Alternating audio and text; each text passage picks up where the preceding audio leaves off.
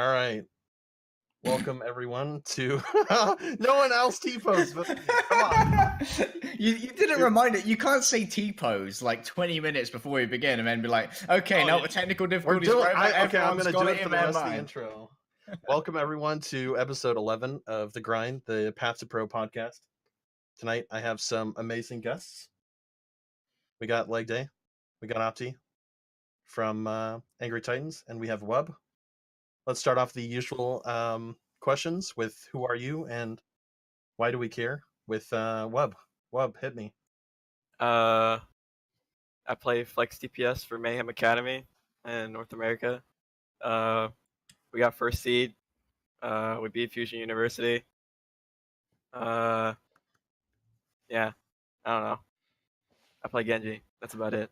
He said, why do we care about you? If you're playing Genji, why do you care? I'm not sure if that's why we care. Yeah. I guess the only reason why you should care is to play because we beat Fusion. We're like one of the first teams to beat Fusion. I think we're the first, actually. Mm-hmm. First in like 30 games. Yeah. First and only. Been a while. In officials, that is, because British Hurricane Nexus Gaming have beaten them, which I constantly repeat in North American Contenders chat. Yeah, I think this is true. In a third party. That's what the show match is for, right? Yeah, but we'll say 30-1 for the record in officials. Congrats. You guys seem really dominant this season too. It's you guys aren't going to game 5 sets. You guys are stomping people out. You guys look much better in these matches than Fusion University. So kudos to you guys this season. Definitely a big turnaround. Next, we got Opti from Angry Titans. Opti, who are you and why do we care? Yo, so I'm Opti. I am the head coach of Angry Titans, or one of the head coaches. We technically have co-head coaches. Faustus is awesome, and we have we got second last season. That was brought in the middle of last season. We got second in group stages this season, and so we're going to be playing in playoffs soon. And yeah, that's basically me. I got my start in esports playing Destiny of all games, which didn't really have an esports scene, so that was cool. Moved to Overwatch so I could get good at PC before Destiny 2 came out on PC. Destiny 2 is terrible, so I just kept going. I've been a broadcaster, tournament organizer, player, and coach. Most recently, coach. And so I've kind of done it all in this game. Awesome. Angry Titans, same deal. You guys have looked great coming into the season. Last season, you guys looked on point as well. Haven't been much changes in terms of rosters as other teams have gone like full crazy, except for maybe Hurricane, who have kept sort of the same. But yeah, kudos to you guys coming into playoffs. Thank you. Lastly, we got LEGDAY. I'm a English voice for hire. Currently, Blizzard are like, hey, we'd like you. I make a lot of memes. My personality is basically I like Overwatch, I like memes, and I like fitness. So basically, like I'm distilled basic bitch millennial, and that's really my brand. I commentate Overwatch Contenders Europe and Korea as well recently. Fortunately, not in a studio for Korea. We just do it from our apartments here. So that's pretty fun. Just doing a bit of home broadcast, the old vibes. And yeah, that's who I am, and maybe why you care. Nice. Yeah, I'm loving Contenders Korea this season, even though it's not done in location and it's all done offline. It seems like there's this hominess, and the players seem a lot more attuned because they're at home and it's kind of like they're scrimming.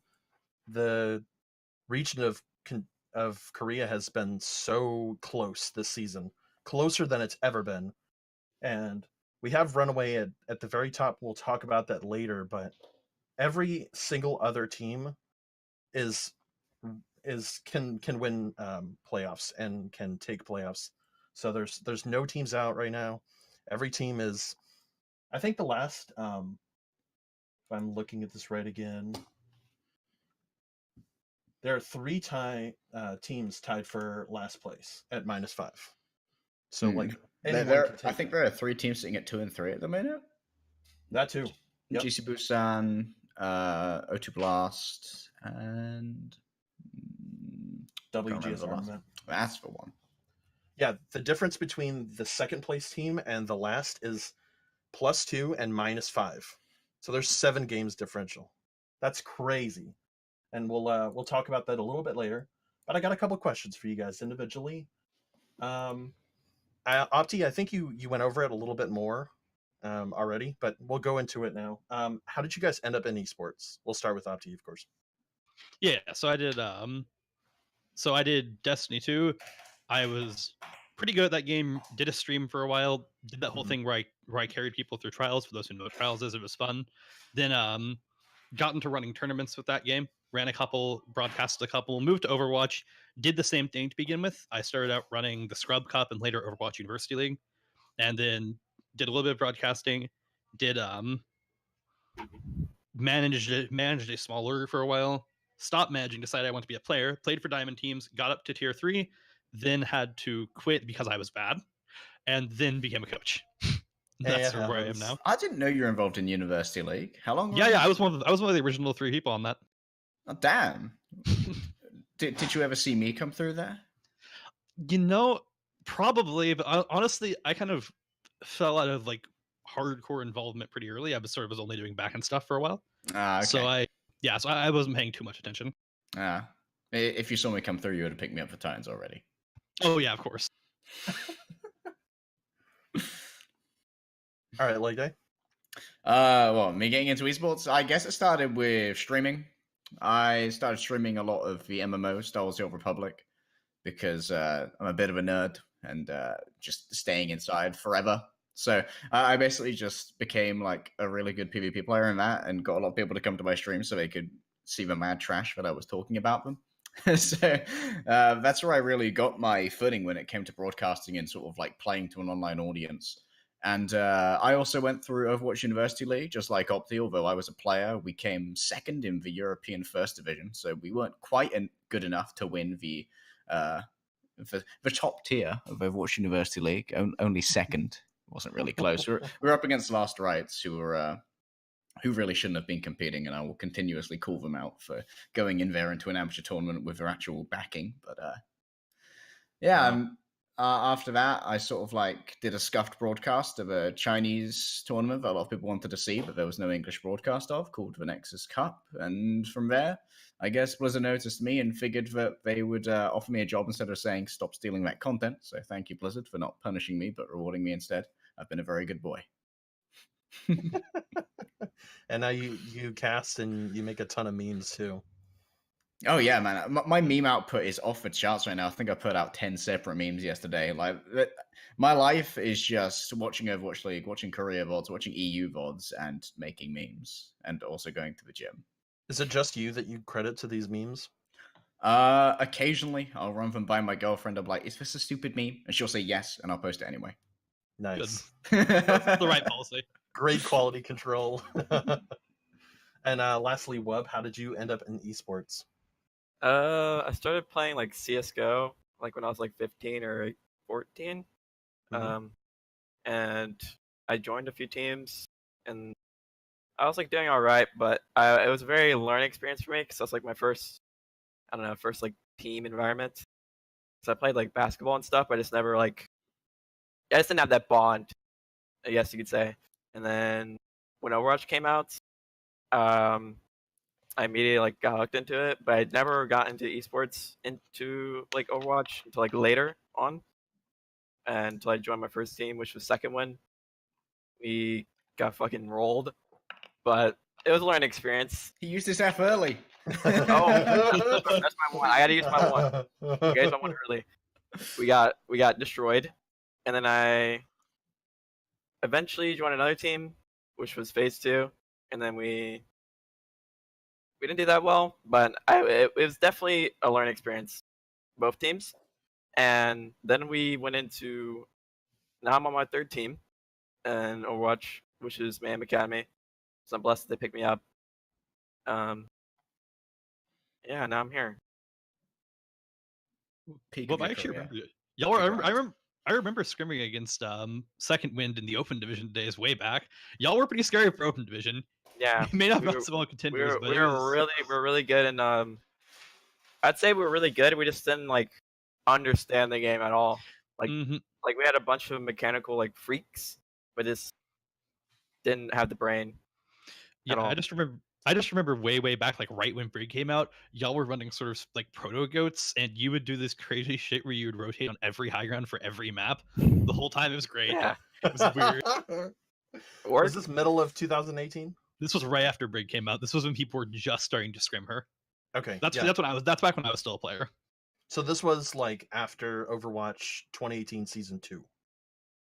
We're talking. Mm-hmm. So, yeah. Yeah, when was that beat tournament that Goats first premiered, like the first public showing of the Moira Goats? That like, was Overwatch That 2018 was Season 2. That was in like the 6th? What month is the 6th? June. June. It was in June. That was the June second one. It's 2000. best to like I find it so complicated now that we're on 2 seasons instead of 3 for contenders. But this last season had 3, so it's like it's best to just talk about like 2018 season 1, 2018 season 2, and 3 because it's so the metas were so different even in those seasons because they revolved around the Overwatch League too. Yeah, Overwatch League was a little bit more laggy with patches back then as well. They've recently been a lot more proactive. Like, hey, we want to have a consistent product between Overwatch League and the live game because it sort of does advertise for live game as well. Like, hey, we want to be relevant to people who are playing the live game, and it was definitely a problem in the first season. But people would like watch Overwatch League and be like, this is nothing like the game I'm playing. Because why is Scatter Arrow here? Why are we playing on the quick play patch that never made it into competitive? Mm-hmm. They're a lot better with that now. Yeah, they are. All right, let's move on to the next question. What are your guys' goals for the future? I'm talking like maybe 1 year out. Make Overwatch League. Make Overwatch League. Make Overwatch League and all right, LEGDAY. Yeah. I want to make lots of memes. Overwatch League. Yeah, like obviously geolocation coming up. I imagine Cloud9 is going to be one of the organizations that really has their shit together when it comes to getting the geolocation done in London. So I'd love to be involved in that, obviously. If they've got local broadcasting teams, it'd be great if Jules and I could get signed up for that, along with Blanketrid, of course, our other EU counterparts. There he is. You had him last week. You know what he looks like.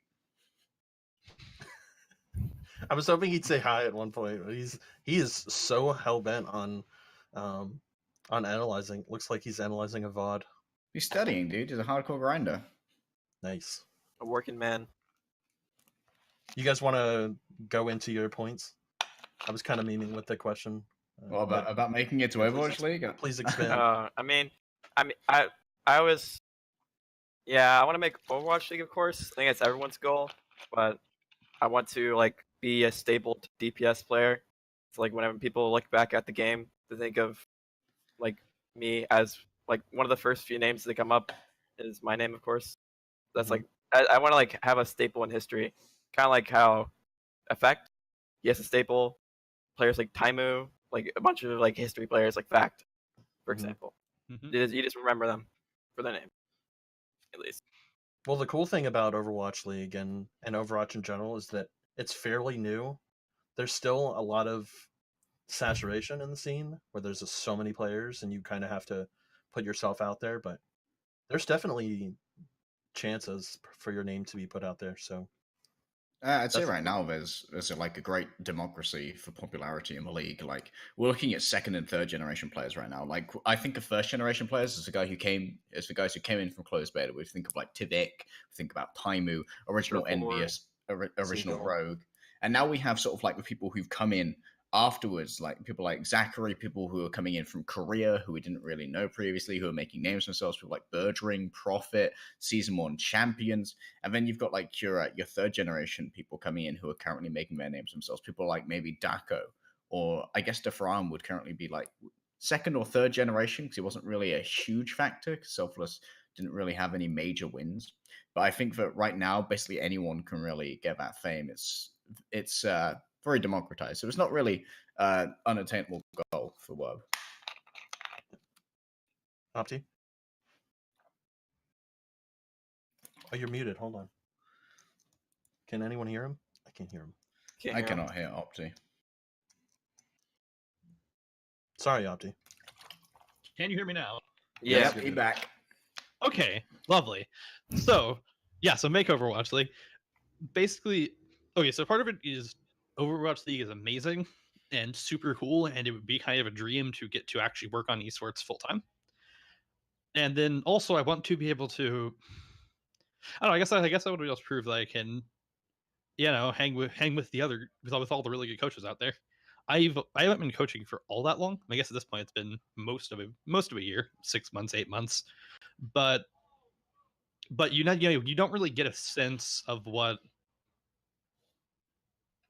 you don't really get a sense in a short time of how good your coaching actually is, whether you're actually doing anything right or not. And on top of that, being full time would mean a lot to me because right now, I am a college student. I have to spend a very significant portion of my time doing college stuff. Sometimes I have to go to class during scrims. This is unavoidable. This is just the nature of my current situation.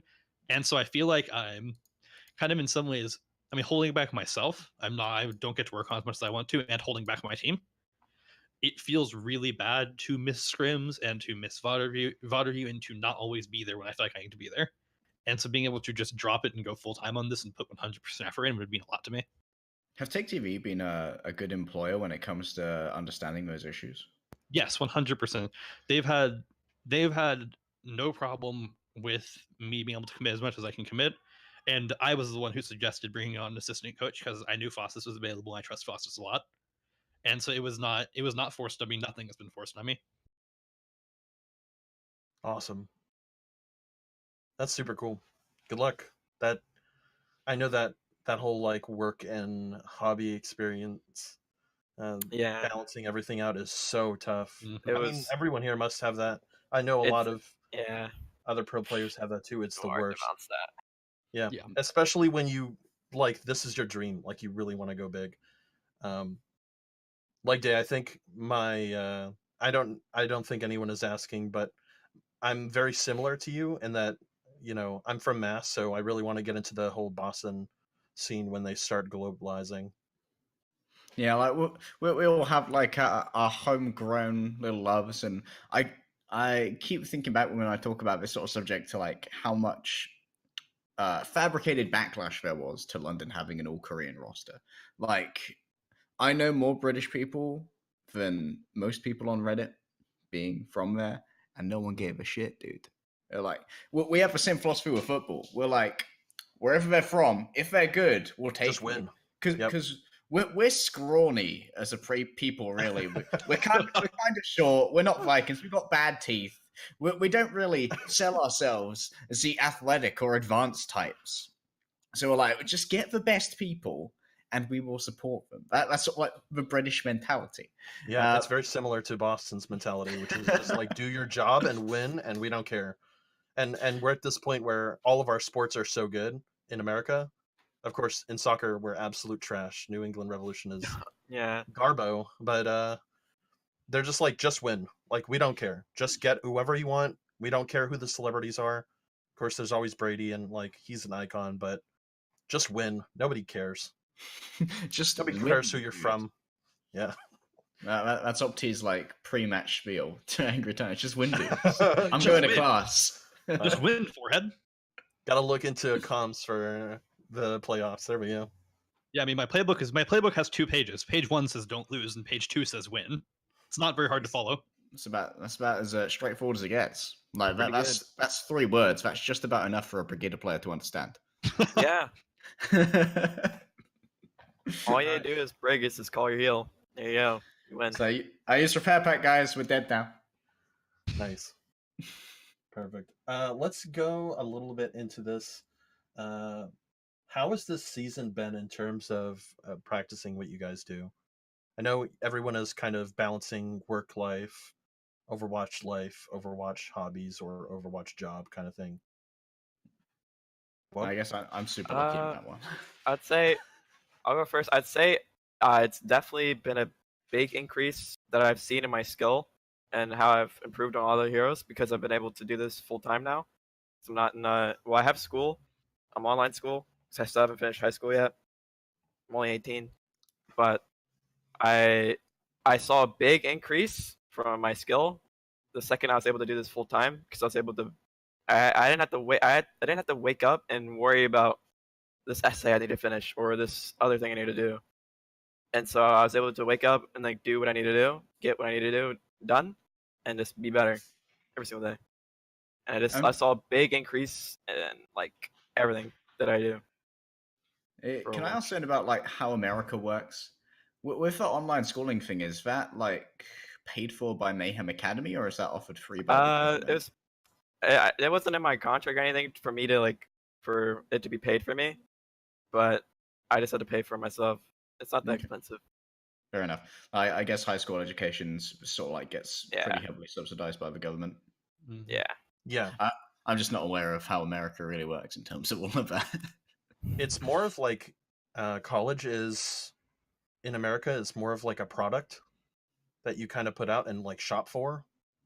Although there are a lot of people that recommend the Ivy League schools, those are often like the crazy high priced ones, and they're getting more expensive every year. They're just inflating the price constantly. Yeah, I've heard about student debts in America, and yeah, paying for college is a bad time. Can't confirm. Like I didn't even have to pay as much as other people in the UK for my university, because I also did online schooling because I was a bit of a agoraphobic shut-in. So I was like, you know what, I don't really want to leave and go to uni, but I did want to get an education. And I was actually doing that while I was doing my first year of Contenders as well. I was juggling casting Contenders with finishing the last year of my English degree. And then I was like, you know what, I haven't quite had enough of trying to manage these. And then I started my master's degree in law while I was also casting season 3. But I've now put that on hold because that turned out to be way too much to try and do both that and casting. Now I'm lucky that I can commit all my time to it. But now you're doing 2 regions at the same time. Yeah, but like, hey, so now that you've decreased your workload, you wanna pick up another region, my dude? That's crazy. Can you talk about like how you sleep and how I sleep? Oh man, my sleep schedule is actually the messiest thing in the world because we're in Ukraine, which is 2 hours ahead of where we usually are in the UK. So we broadcast EU Contenders until 1 a.m. local time, which is super late. And then I have to get up at 11 in the morning to do Contenders Korea, because obviously that's on Korean time. And I'm also existing on LA time zones to do Overwatch League and memes, of course, which is the most important part of any caster's career. So I'm basically on 3 8-hour time zones that I have to exist in, and I sleep when I can. Fun. Opti, how's this season been in terms of how you're balancing work life? Well, it's been hard. Like I said, I sometimes have to be in class during scrimmage reviews, or I have to do work during times when I would like to be watching Overwatch or watching a stream or something else. I sleep sometimes. I happen to have a really hard semester of college, so sometimes is enough. And yeah, it's been a lot. It's honestly been a lot, but almost done with the semester, and then things should be easier. May I ask what you're studying? Sure, computer science. Awesome. Just generically, I don't really have a specialization. Cool. Hey, it's a degree, and I think a lot of people in esports would love that degree. Just capable with computers is kind of what it says. Yeah, really capable. It comes naturally to shut-ins. Mm-hmm.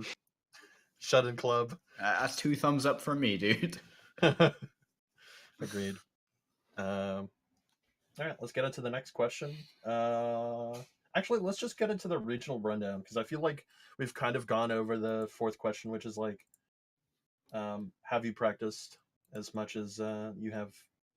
It seems like Wub has gone full-time. You've been going crazy with it, and you guys have been hustling as well. Going on our off days. Let's go. Yeah. So we'll be getting into the regional rundown. Everyone has their sheets and everything ready. Moving on to NA East first. So last week of NA East just went through yesterday. I didn't know Uprising Academy were doing that badly. Yep. Yeah. They had a ton of problems. But... You want to talk about that, Web? What can I say? What can I say? I mean, you guys know the thingy that was happening with it was a rather public departure. that stuff kind of happened. Yeah. So Yeah. it made it very.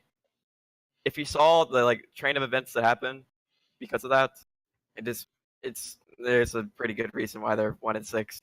Yeah. I definitely don't think main tanking for them. they had 3 different main tanks. I'm pretty sure. Oh, they had Hypnot starting they out. had, Then they They had had Hypnot. They have Shane now. Shane reigned for them for their last game. I think they had someone else.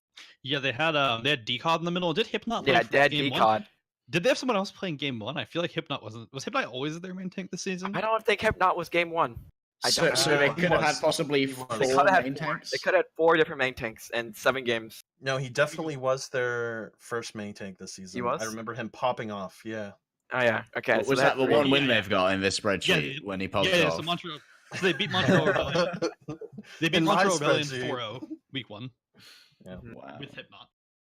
He actually popped off. It was kind of unreal. It seemed like a really snowball main tank where like once he gets into your head, it's like there's this emotional drive. Some players are like that where if they get ahead and they feel like they're doing well, they just play out of their mind.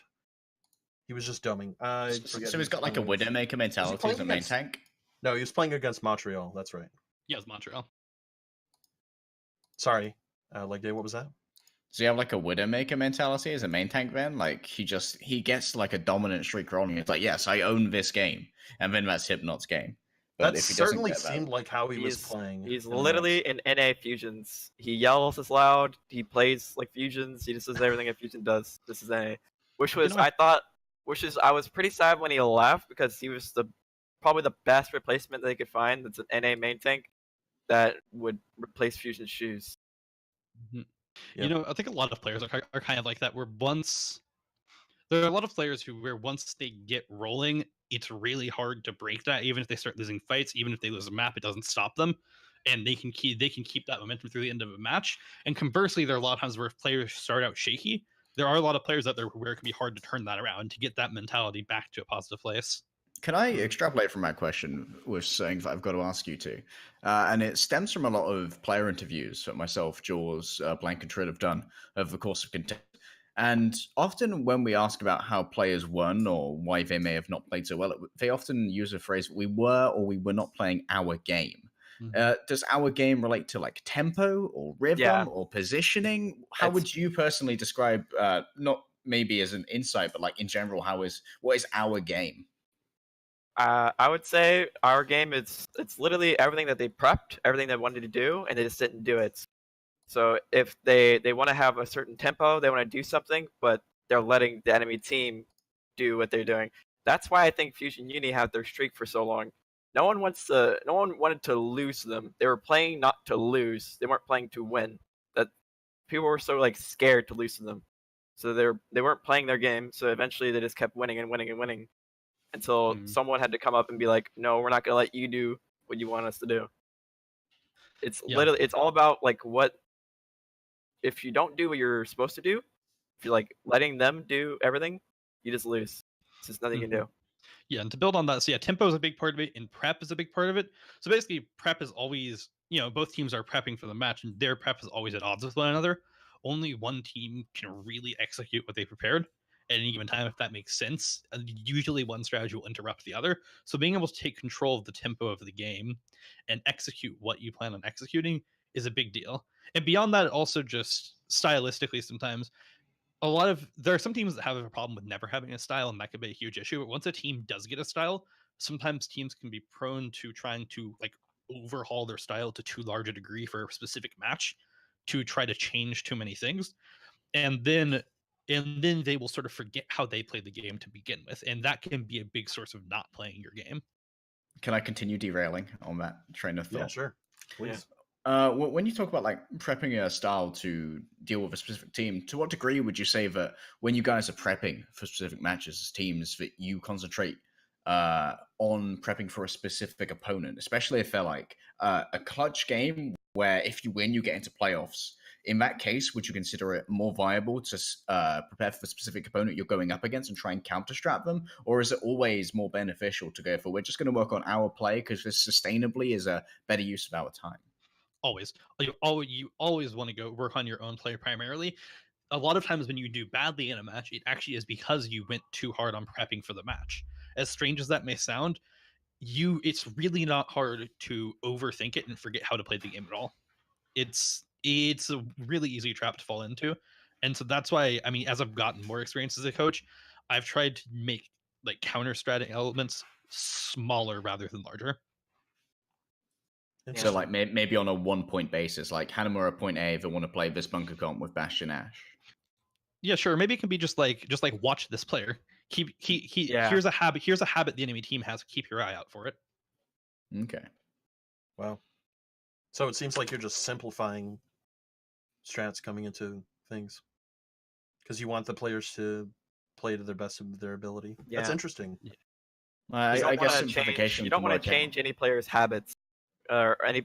You don't want to try to change like your teammates or all your players' habits, because that's how they feel comfortable playing the game. So you want to slowly make it to where you can have counter strats and what you want to do, but not like extreme, making them about to do some crazy shit. When you say changing your players' habits, would you argue that to begin with you want to change your players' habits so that they fit into a team, or the habits they come into the team with stuff that you will decide to work around instead? Bit of both. It's a mix, because you do need to adapt how you play to make sure it works in your style, works in your team, works with your teammates.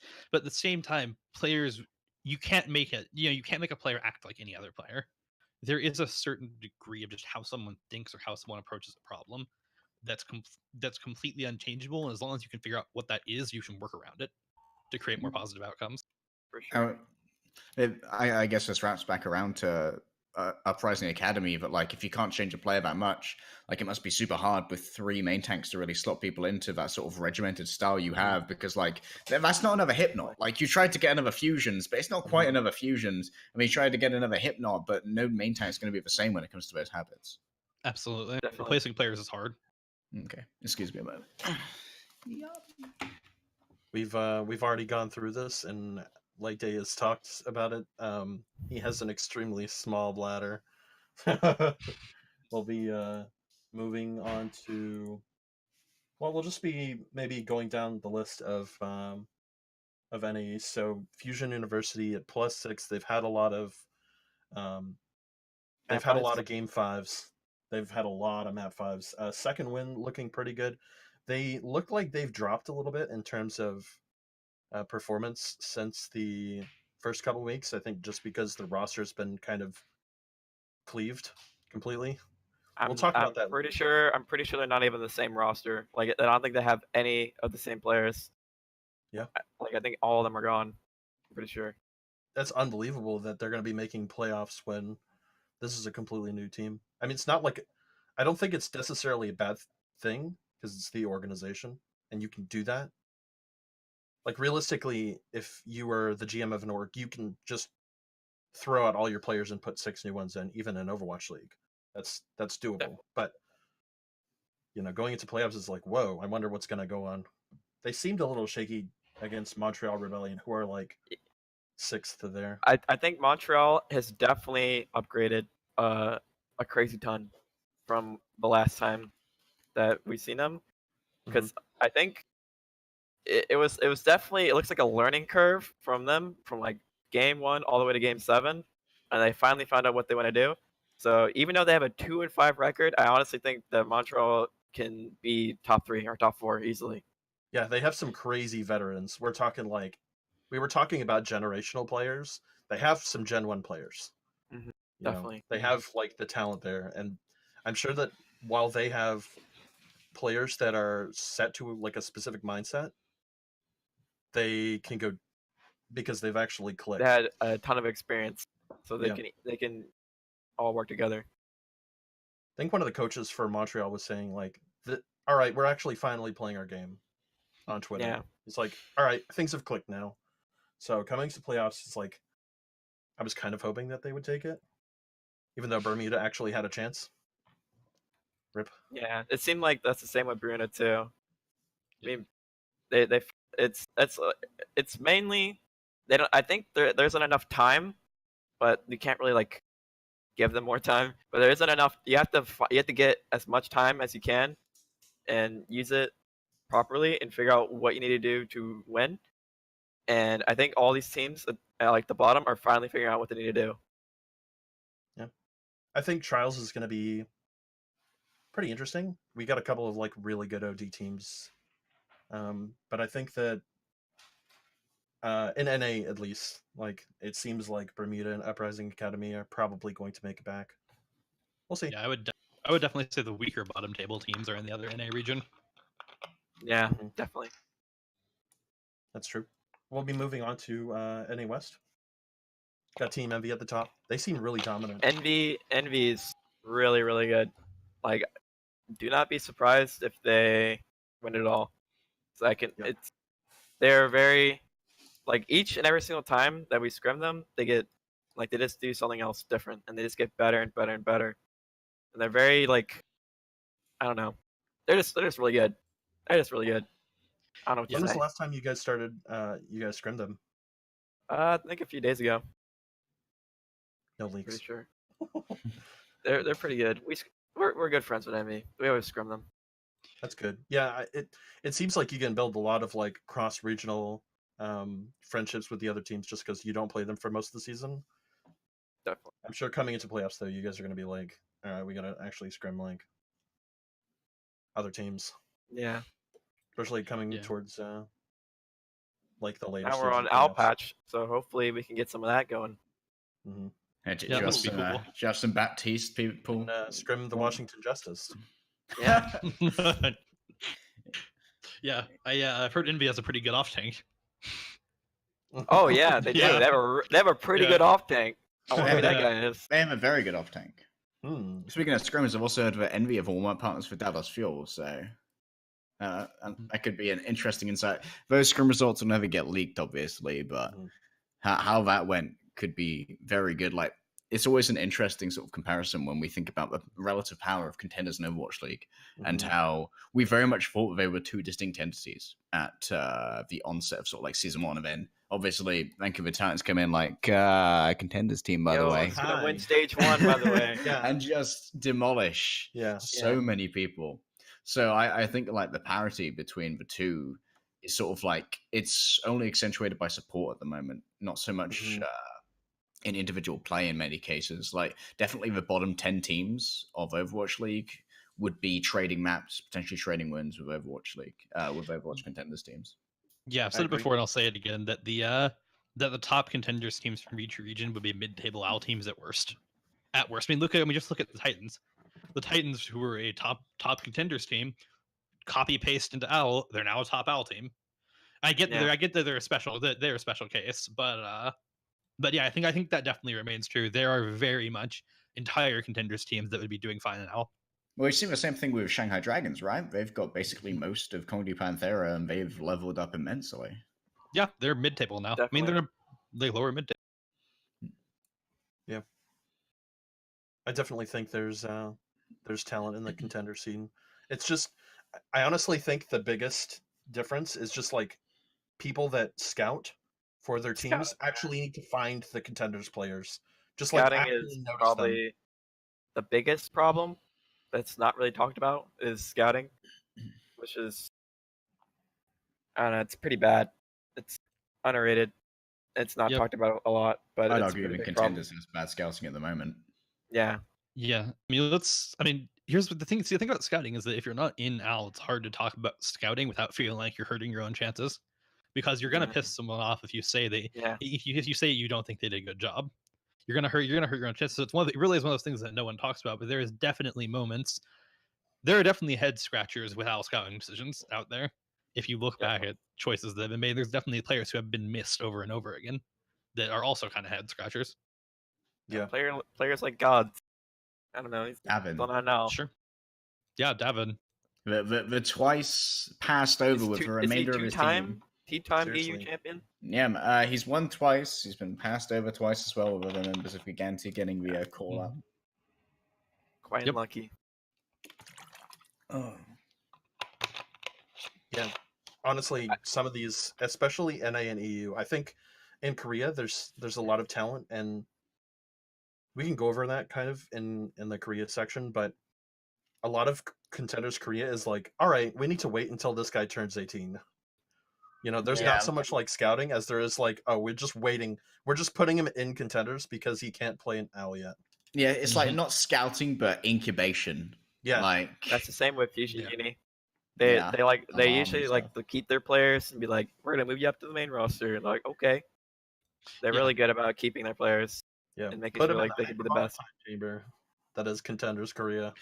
Yeah, and then there's also like the age is actually a very relevant thing too, since especially academy teams. There are a lot of academy teams that have built for age, that have built with intentionally younger players with the hopes that they can upgrade them while they're still, I'm going to put this in quotes, relevant, because I definitely think there is a bias against older players because historically esports has been for the young, and people feel like older players can't.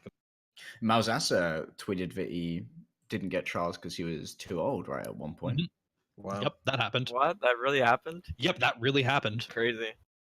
Yep, and he's not the only one. There are older players, not even that old, early 20s, who are getting passed over for younger talent just because of age. I feel like I'm getting very aged here. Yeah, it's bad, man. Everyone is just getting gray hairs by now. I don't know. Well, dude, I dyed mine so everyone can see it. I just turned 18, so I know. I'm already on the chopping block. It's almost too late. Yeah. I gotta get now soon. Only just eligible, but already out of date. Yeah. Much. Yeah, some 16-year-old coming to take your spot. Everyone plays on their 18th birthday and then leaves. Oh no. Hey, maybe then the scene won't be so saturated. Yeah, no kidding. Everyone just leaves on their 18th birthday.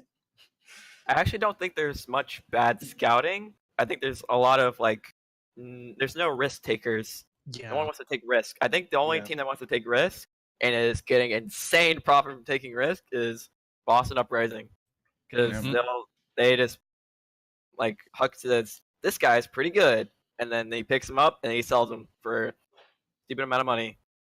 I love how they have like the same mentality that most Boston sports fans have, which is, and we've talked about this before, like, I literally don't care where you're from. Get on this team and win.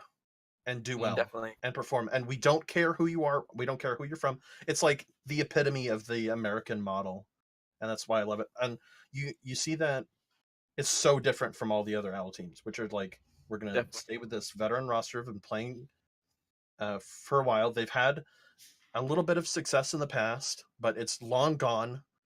And you're stuck on the same roster making zero changes. I'm not referring to a specific team in general, but oh no, not making any changes when you could have, and there are better players out there who are hungry for a chance.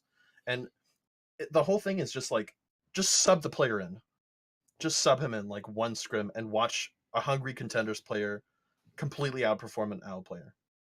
Boston Uprising might as well just be renamed to the Diamond Polishers. They are doing such a good job, and also their trades are so like impressive as well. It's just like, okay, I've got Note, who's got like considerable value in the off season. He's appreciated as well because of a good chance competing on team count. It's like, okay, I have Note, but I no longer need Note because I have my eyes on RCK. It's like, well, this guy is sort of underrated right now. Yeah. Huck's, he's manager, but he's the only manager who's also an investor, it feels like. Mm-hmm. Yeah, absolutely. No, they do. They have an unprecedented ability to take players and make them more valuable, even at the academy level.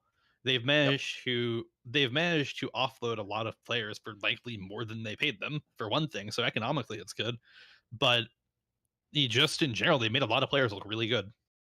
And part of the reason why their scouting is so good is for their open tryouts, which basically anyone with like a 4.3k rating can go for. Like, I know a lot of my old teammates who have just like tried out for Boston, even though like they've never touched the top echelons of open division. But like, if the individual skill is there, then Boston have the ability to pick that out. And that's also one of the things that people underestimate when it comes to the Boston fan base. Like, there is a valid concern that Boston cannot accrue a huge fan base, because fan base in esports at the moment are more attributed to players than they are to teams themselves, although Overwatch League obviously is trying to change that with the whole geolocation thing.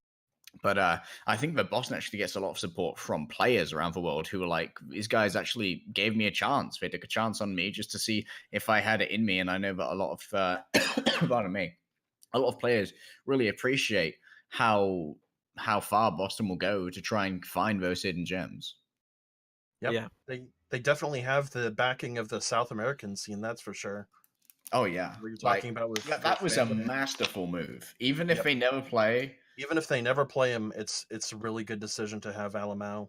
I agree, and I don't think that he's bad either. I think that he's a gem. Oh yeah. If they're, I've never really scrimmed SA teams a ton, but whenever they were doing, I forgot what team I was on, but I was scrimming their World Cup team. I'm pretty sure he was on it. He like I wouldn't really see much, but then he'd like do something good, and I'd be like, this guy's pretty good, and this guy, like I see potential in this guy, so I saw potential in Almau. Yep. More NA West thoughts. Got Sky Foxes at 5-1. They look pretty good. And their Koreans are in NA. I don't think anyone knows that, or much people know that. They recently lost a coach, right? Someone was picked up.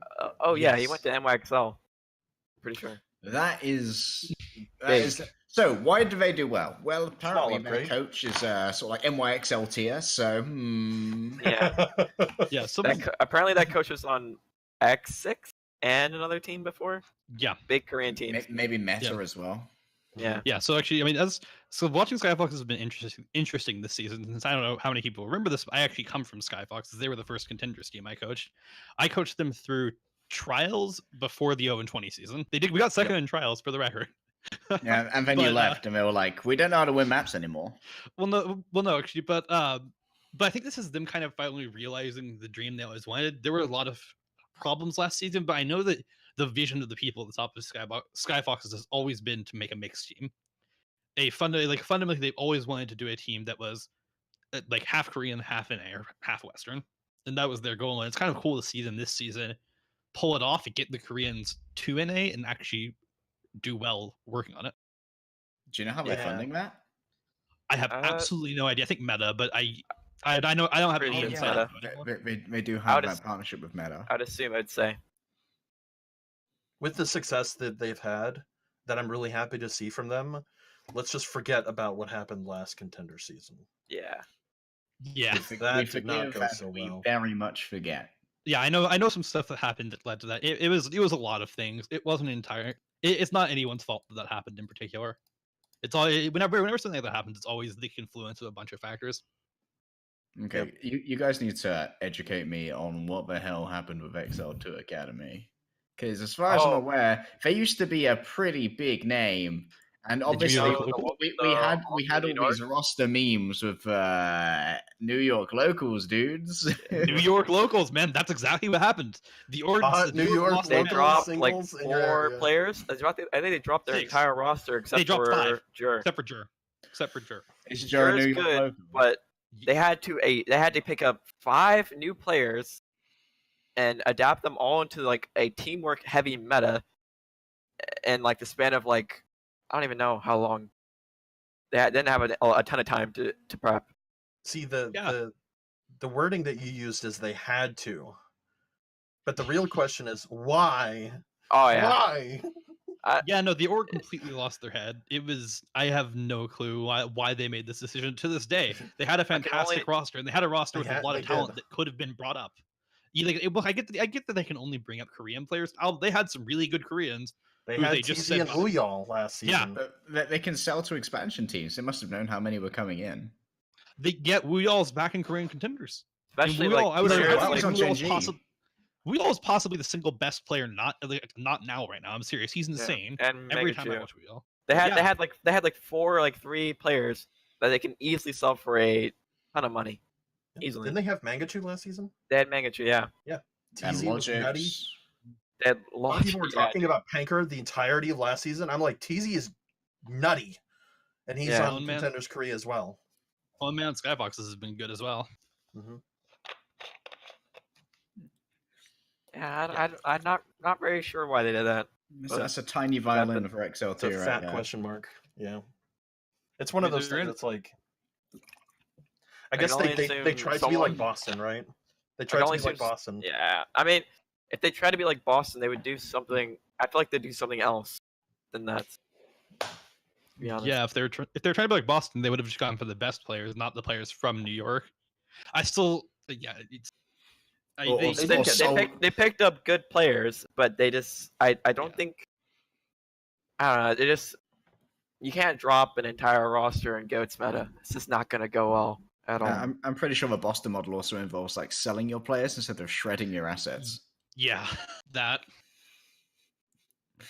Where did it was unsure whether or not they actually sold Wulial or TZ, right? I don't think they did. I think they just hard dropped everyone. Wow. Yeah. Did they only pick up one New York? No. Moopy, Green, Moopy. They have at least a few. Okay. I think they have at least Moopy. Frill was, but Frill left, and then. Then that's just the Frill leaving, like 2 games. They're playing with two main tanks, which I don't really agree with. Shouldn't really. I feel like if there's 2 roles you shouldn't swap much this season, is your main tank and your main support. Like other roles you can maybe swap, but I don't know. Swapping a main tank and I'll come back to this when we talk about career as well, because I don't know what Mystic have been doing. It's kind of, I don't know. It just doesn't help anyone. No, it doesn't. Help players, like, even if you want, like, if you look at what was happening with Fusion Uni, they were swapping Chainsig and Beast Halo a bunch. They were winning games, but they went to a map 5 the most they've ever been in like a group stage. Yep. Yeah, it's very much. This is very much a 6 to 7 player kind of meta, and that 7th player shouldn't be your main tank. Yeah. Yeah, probably not when he's supposed to be the IGL. Especially. Typically. Pretty top of the table. Pretty there's a big difference between the good teams and the bad in NA West, at least. Yeah, actually, Atlantis looks really scary, having just gotten 2 new players, Funny Astro and Bird. That's like that seems like a big upgrade on what they were doing before. Yeah, I'd say the first few games, it's them adjusting to having a player on a whole new role that they never played with, and they're having to do it in probably one of the most like important metas. Because I feel like in this meta you can mess up, and it's so like underrated on how bad you mess up. Like, it's very like, I don't know. You can get punished for your abilities very easily in this meta, I'd say. I definitely think Funny Astro as a pickup is like, it's already clear by what has happened in his past that he's L tier. Yeah. He is whatever's above Owl, he is that level of Lucio. Yeah. He's really good on Lucio. He's Overwatch really... Mega League. Yeah. Yeah, he is really insane. Yeah, he hits 4,700 playing Lucio. On like 6 accounts. Yeah. You know, he's consistently top 10. Not in Overwatch League as Lucio. Well, he's consistently half of top 10. Yeah. Well, like, he can't be all he owns that ladder. Yeah. Seriously. When everyone left for NA, so the ladder was so screwed in Europe that he was playing up against like mid to low masters tier. I remember Funny Astro stream can be a bit of a hoot when he gets a little bit of fun from a matchmaker. Just goes like, you know what? I think these diamonds have a chance. I'll give you a clip. They don't. Oh no! Only waiting like 45 minutes for a game. Feels at you, man. Yeah, that was so. Especially when everyone ended up leaving for Al right before it started. It was just like this crazy influx of just like so many people. But I think that's why NA West comp in general is just really good for players. I mean, it ranked in general just sucks anywhere, but it's probably the most competitive region. I mean, it's like obviously kind of NA West is very 50-50 though. Sometimes you get a game with like 8 out players, and then sometimes you get a game that's 4K rating. Very, I don't know. It's weird. At least you don't get 3.7K games in GM. Hashtag NA East. Yeah. East Coast is the best. Yeah, but the people that come out of those regions are stars. Opti. I was East Coast for the longest time. Yep. Yeah, I've always been East Coast. It's just If you it's life. if you get top of the ladder in East Coast, you have ascended. You're like godhood in L. Pretty much. I mean, that's why most of the L players are East. Yeah, I'm pretty Most sure are East Coast. like 90% of the Western L players are East Coast. Just gotta climb out of the trenches. That is East Coast meta. Anyways, enough about NA West. As we talk about the West, we'll move on to South America real quick. Got Loki 7-0, finishing their season pretty dominant. X10 only lost to Loki. They have another match yet to play on Wednesday, same time as North America West contenders that we just talked about. Pretty middle of the pack. Isurus up, Fury. Loki's got a lot of talent, of course, and then Clarity, Caverna, and INTZ sitting at the bottom, kind of tied up. This is very top-heavy region, very top-heavy teams. But like, I think a lot of people in the South American scene, and we might have a South American guest on next week to talk about that more. But Loki look really good, and I wouldn't be surprised if some of their players got picked up for other contenders regions because there are some individual stars. They need to show up at Atlantic Showdown, man. They're going to be coming in as, I believe, the only team from South America. We've got 3 coming from North America, 2 coming from Europe, and whoever wins South America, presumably, which right at the moment looks like it's going to be low key. So I'm going to have to do a little bit of research on these guys, figure out what they're all about. And obviously, they want to keep that invite for South America safe for Gauntlet. Definitely. Yep. I'll be very excited. It's a lot more of a personal pride for these teams. This is like full regional representation. I actually wondered during the broadcast if we're going to be like literally World using Cup their for team them. names, or if we'll be using more sort of like continental names like Angry Titans Europe or whatever. Presuming Angry Titans make it, I'm just being kind to you guys right now. That'd be super. Thank you. I'd be surprised if they don't make it. I'd be surprised as well, but you and British Hurricane somehow have to like kick Giganti out of the fold if that's going to happen. Yeah, it's not going to be easy. We'll talk about that in a little bit. We'll be moving on to the next region, which is Straya. Sydney Drop Bears, Order, and Blank all tied at first, but Sydney Drop Bears ended up defeating Order in the last match of the season for them, which gives them to head number 1 seed.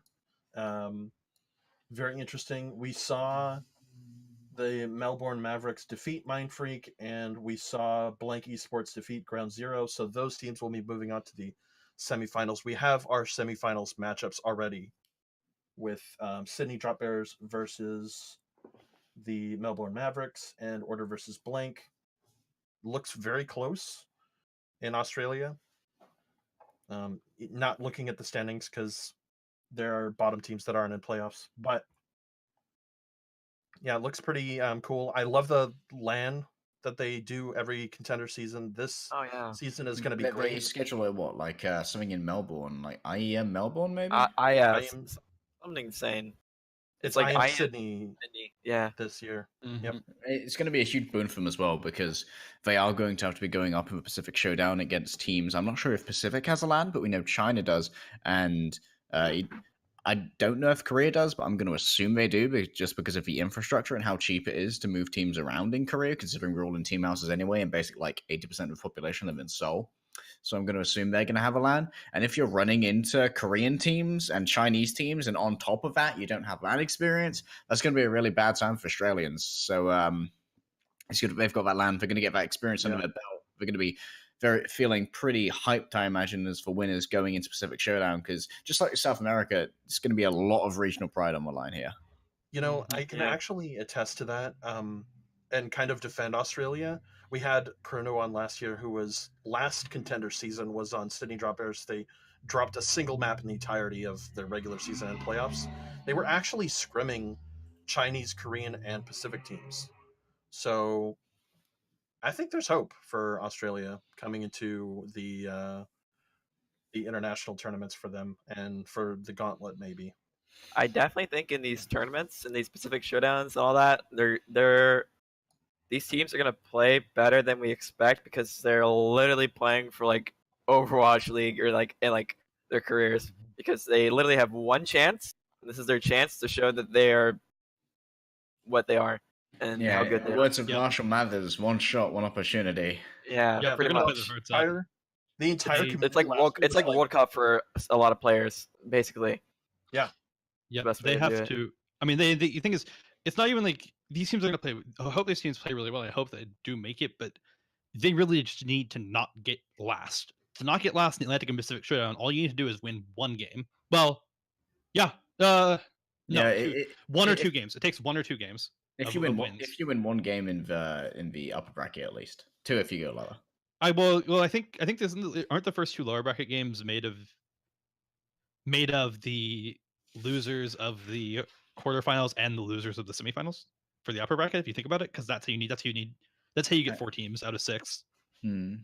I guess. So I think it's been so long since I've commentated double elim tournament. I'm not gonna lie. Yeah, it's a bit weird, but basically you just need to not lose twice before you get win twice, or if you're in semis, win once. That's it. And like I think the regions have a good chance of doing it. Yep. It's super cool. We'll be moving on to the next region, which is China, Group A. Got T1W looking really good. A lot of our Broadcast.gg people could agree to that. They look really good coming to playoffs. Their season is all done. They have the round robin of 6, but there's 2 groups as well. So very flush region in terms of games and in terms of teams. Billy looking good. LGD. It's kind of like formulaic how this chart in specific goes, but T1W looking really good. They have a stacked roster. Yeah, and T1W just faced off against Billy. They did. And they just blew Billy out of the water. Like, coming into that match, we sort of expected, but Billy looking so solid on 3-3 this entire time, they'd have the upper hand here, whereas T1W can get a little bit more weird in there. 3-3 isn't quite as there. And personally, I think Over might be the best tank in China right now, and he's the tank for Billy Gaming. And like the way that they just manhandled Over and the way that they support Silver 3 as their main tank is super good. And I have a working theory that I think Silver 3 is like a Chinese fusions, because I don't see a huge amount of style in terms of his play. Like, he isn't a real standout player, but I think any other tank for T1W would be a bit of a disaster. I think that his shot calling is really on point, because T1W always looks so together in all of their movements. Their disengages are some of the cleanest that I've seen across China. So I think that when it comes to these 3-3 matchups, T1W are going to be pretty much a huge force when we look towards the Pacific Showdown, just because of the power of that shot calling and how people may underestimate how regimented they are. I definitely think a lot of, hopefully, Al scouts are going to be looking at Chinese Contenders playoffs this season, because there's a lot of good talent coming from that region. And I think that, I know we don't normally talk about Al in this podcast, but it's like the place that people want to go, and China's been looking pretty good there. Not bad. Yeah, I think China has a lot of talent. Mm-hmm. It's every single esport is like, Koreans are good. All right, the West is also pretty good, and then it's like China constantly having to try to prove themselves that they're a dominant region as well, until when they prove themselves, and if they prove themselves, they're just like the top region after that. No, China also has that thing where it sort of like plays its own games. Like, they have sort of like their own FPS. I forget what it's called. I know previous Contenders host Tech Girl did some work on. It's Crossfire. That's what it's called. Oh yeah, Crossfire. Yeah, cool. I think they're also reasonably active in League as well. I'm not really sure. I thought you were talking about like in Overwatch in general, they just play a different game, because a lot of people would agree. They just play a completely different game. Look at Chain Dude. Look at Chain Dude. Yeah, they play a different game on a whole other level. We're all playing goats, and then Chain Dude's playing fun. They're playing fun Overwatch. Just like, but for real, like, actually, if you really want the evidence as to like why people should be looking at Chinese talent too, look at the 4 Chinese teams now. 3 of them are playing Koreans, and 1 of them is doing well. The one that's doing really well right now is not the one that's playing. The one that's playing almost all Koreans. Yeah. Chengdu is a force to be reckoned with, and they're full Chinese. Turns out that when you have the players play what they're good at, they can actually perform. Yeah. Yep. Yeah. Which is exactly what you were talking about, Wub. Right. Just have the players do what they want. This has been a conversation recently with Houston Outlaws as well, right? Monty put out Monty's musings regarding that Houston Outlaws should have a style, and if that style is Arhan on Torb, then heckin' go for it, dude. Worked for the Reign at stage 1 with Defran on Torb. Hey, you like Torb? You're good at playing Torb? Just play Torb. Styles are important. Mm-hmm. Definitely. You know, making styles to play Torbjorn everywhere. You gotta play Torbjorn everywhere. It happened. I mean, they're not much different than other heroes. You're not playing like completely different games than some of the other DPS characters, but you know, can psych people out. Yeah, do you guys think Opti and Wub, do you guys think that when it comes to playing for our own style, it's a boon to Chengdu that the style they play is kind of rare, so there's much less scrim time against it for the other Overwatch League teams? So I imagine that mostly scrimming other OWL teams are just like, hey, we're just going to play 3-3 versus 3-3, and you go up against Chengdu, you're like, the hell is this, dude?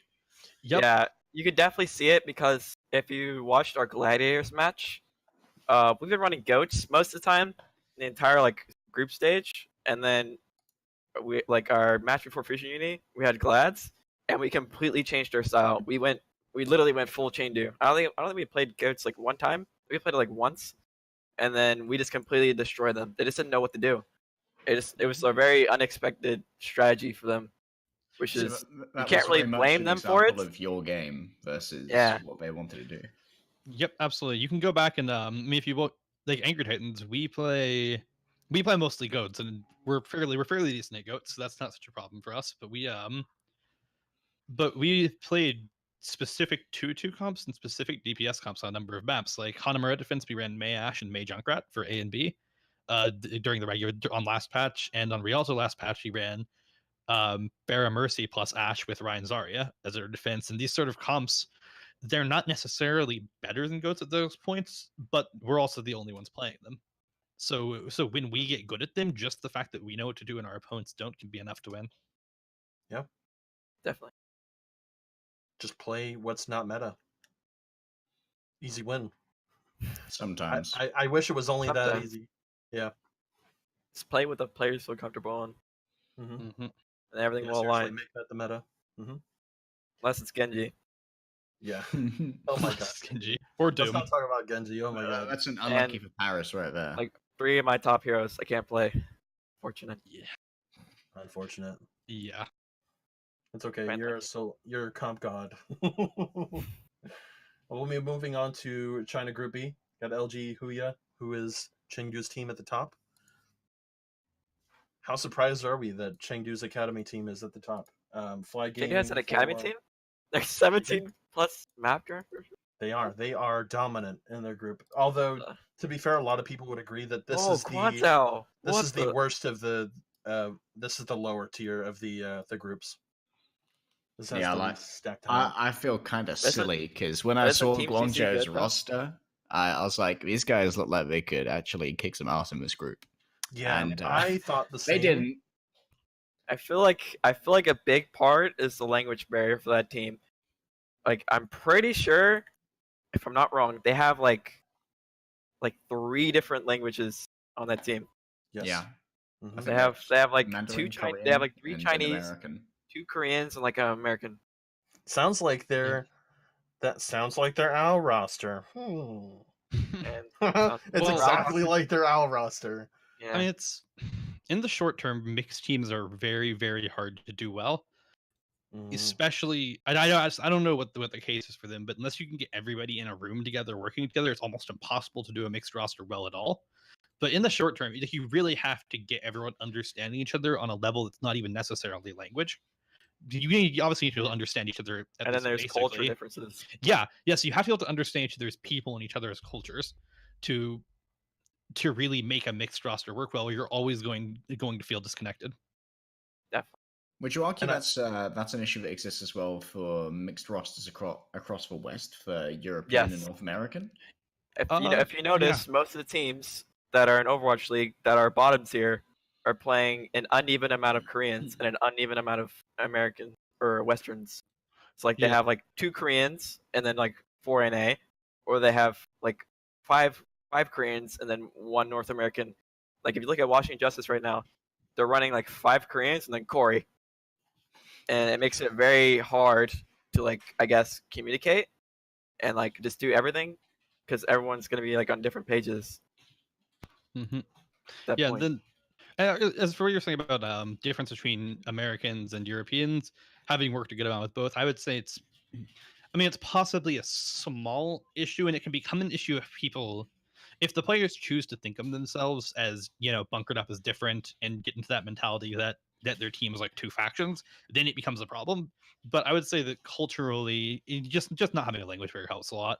Culturally, we're more similar than Western to Korean, and the lack of a language barrier makes that difference easier to overcome.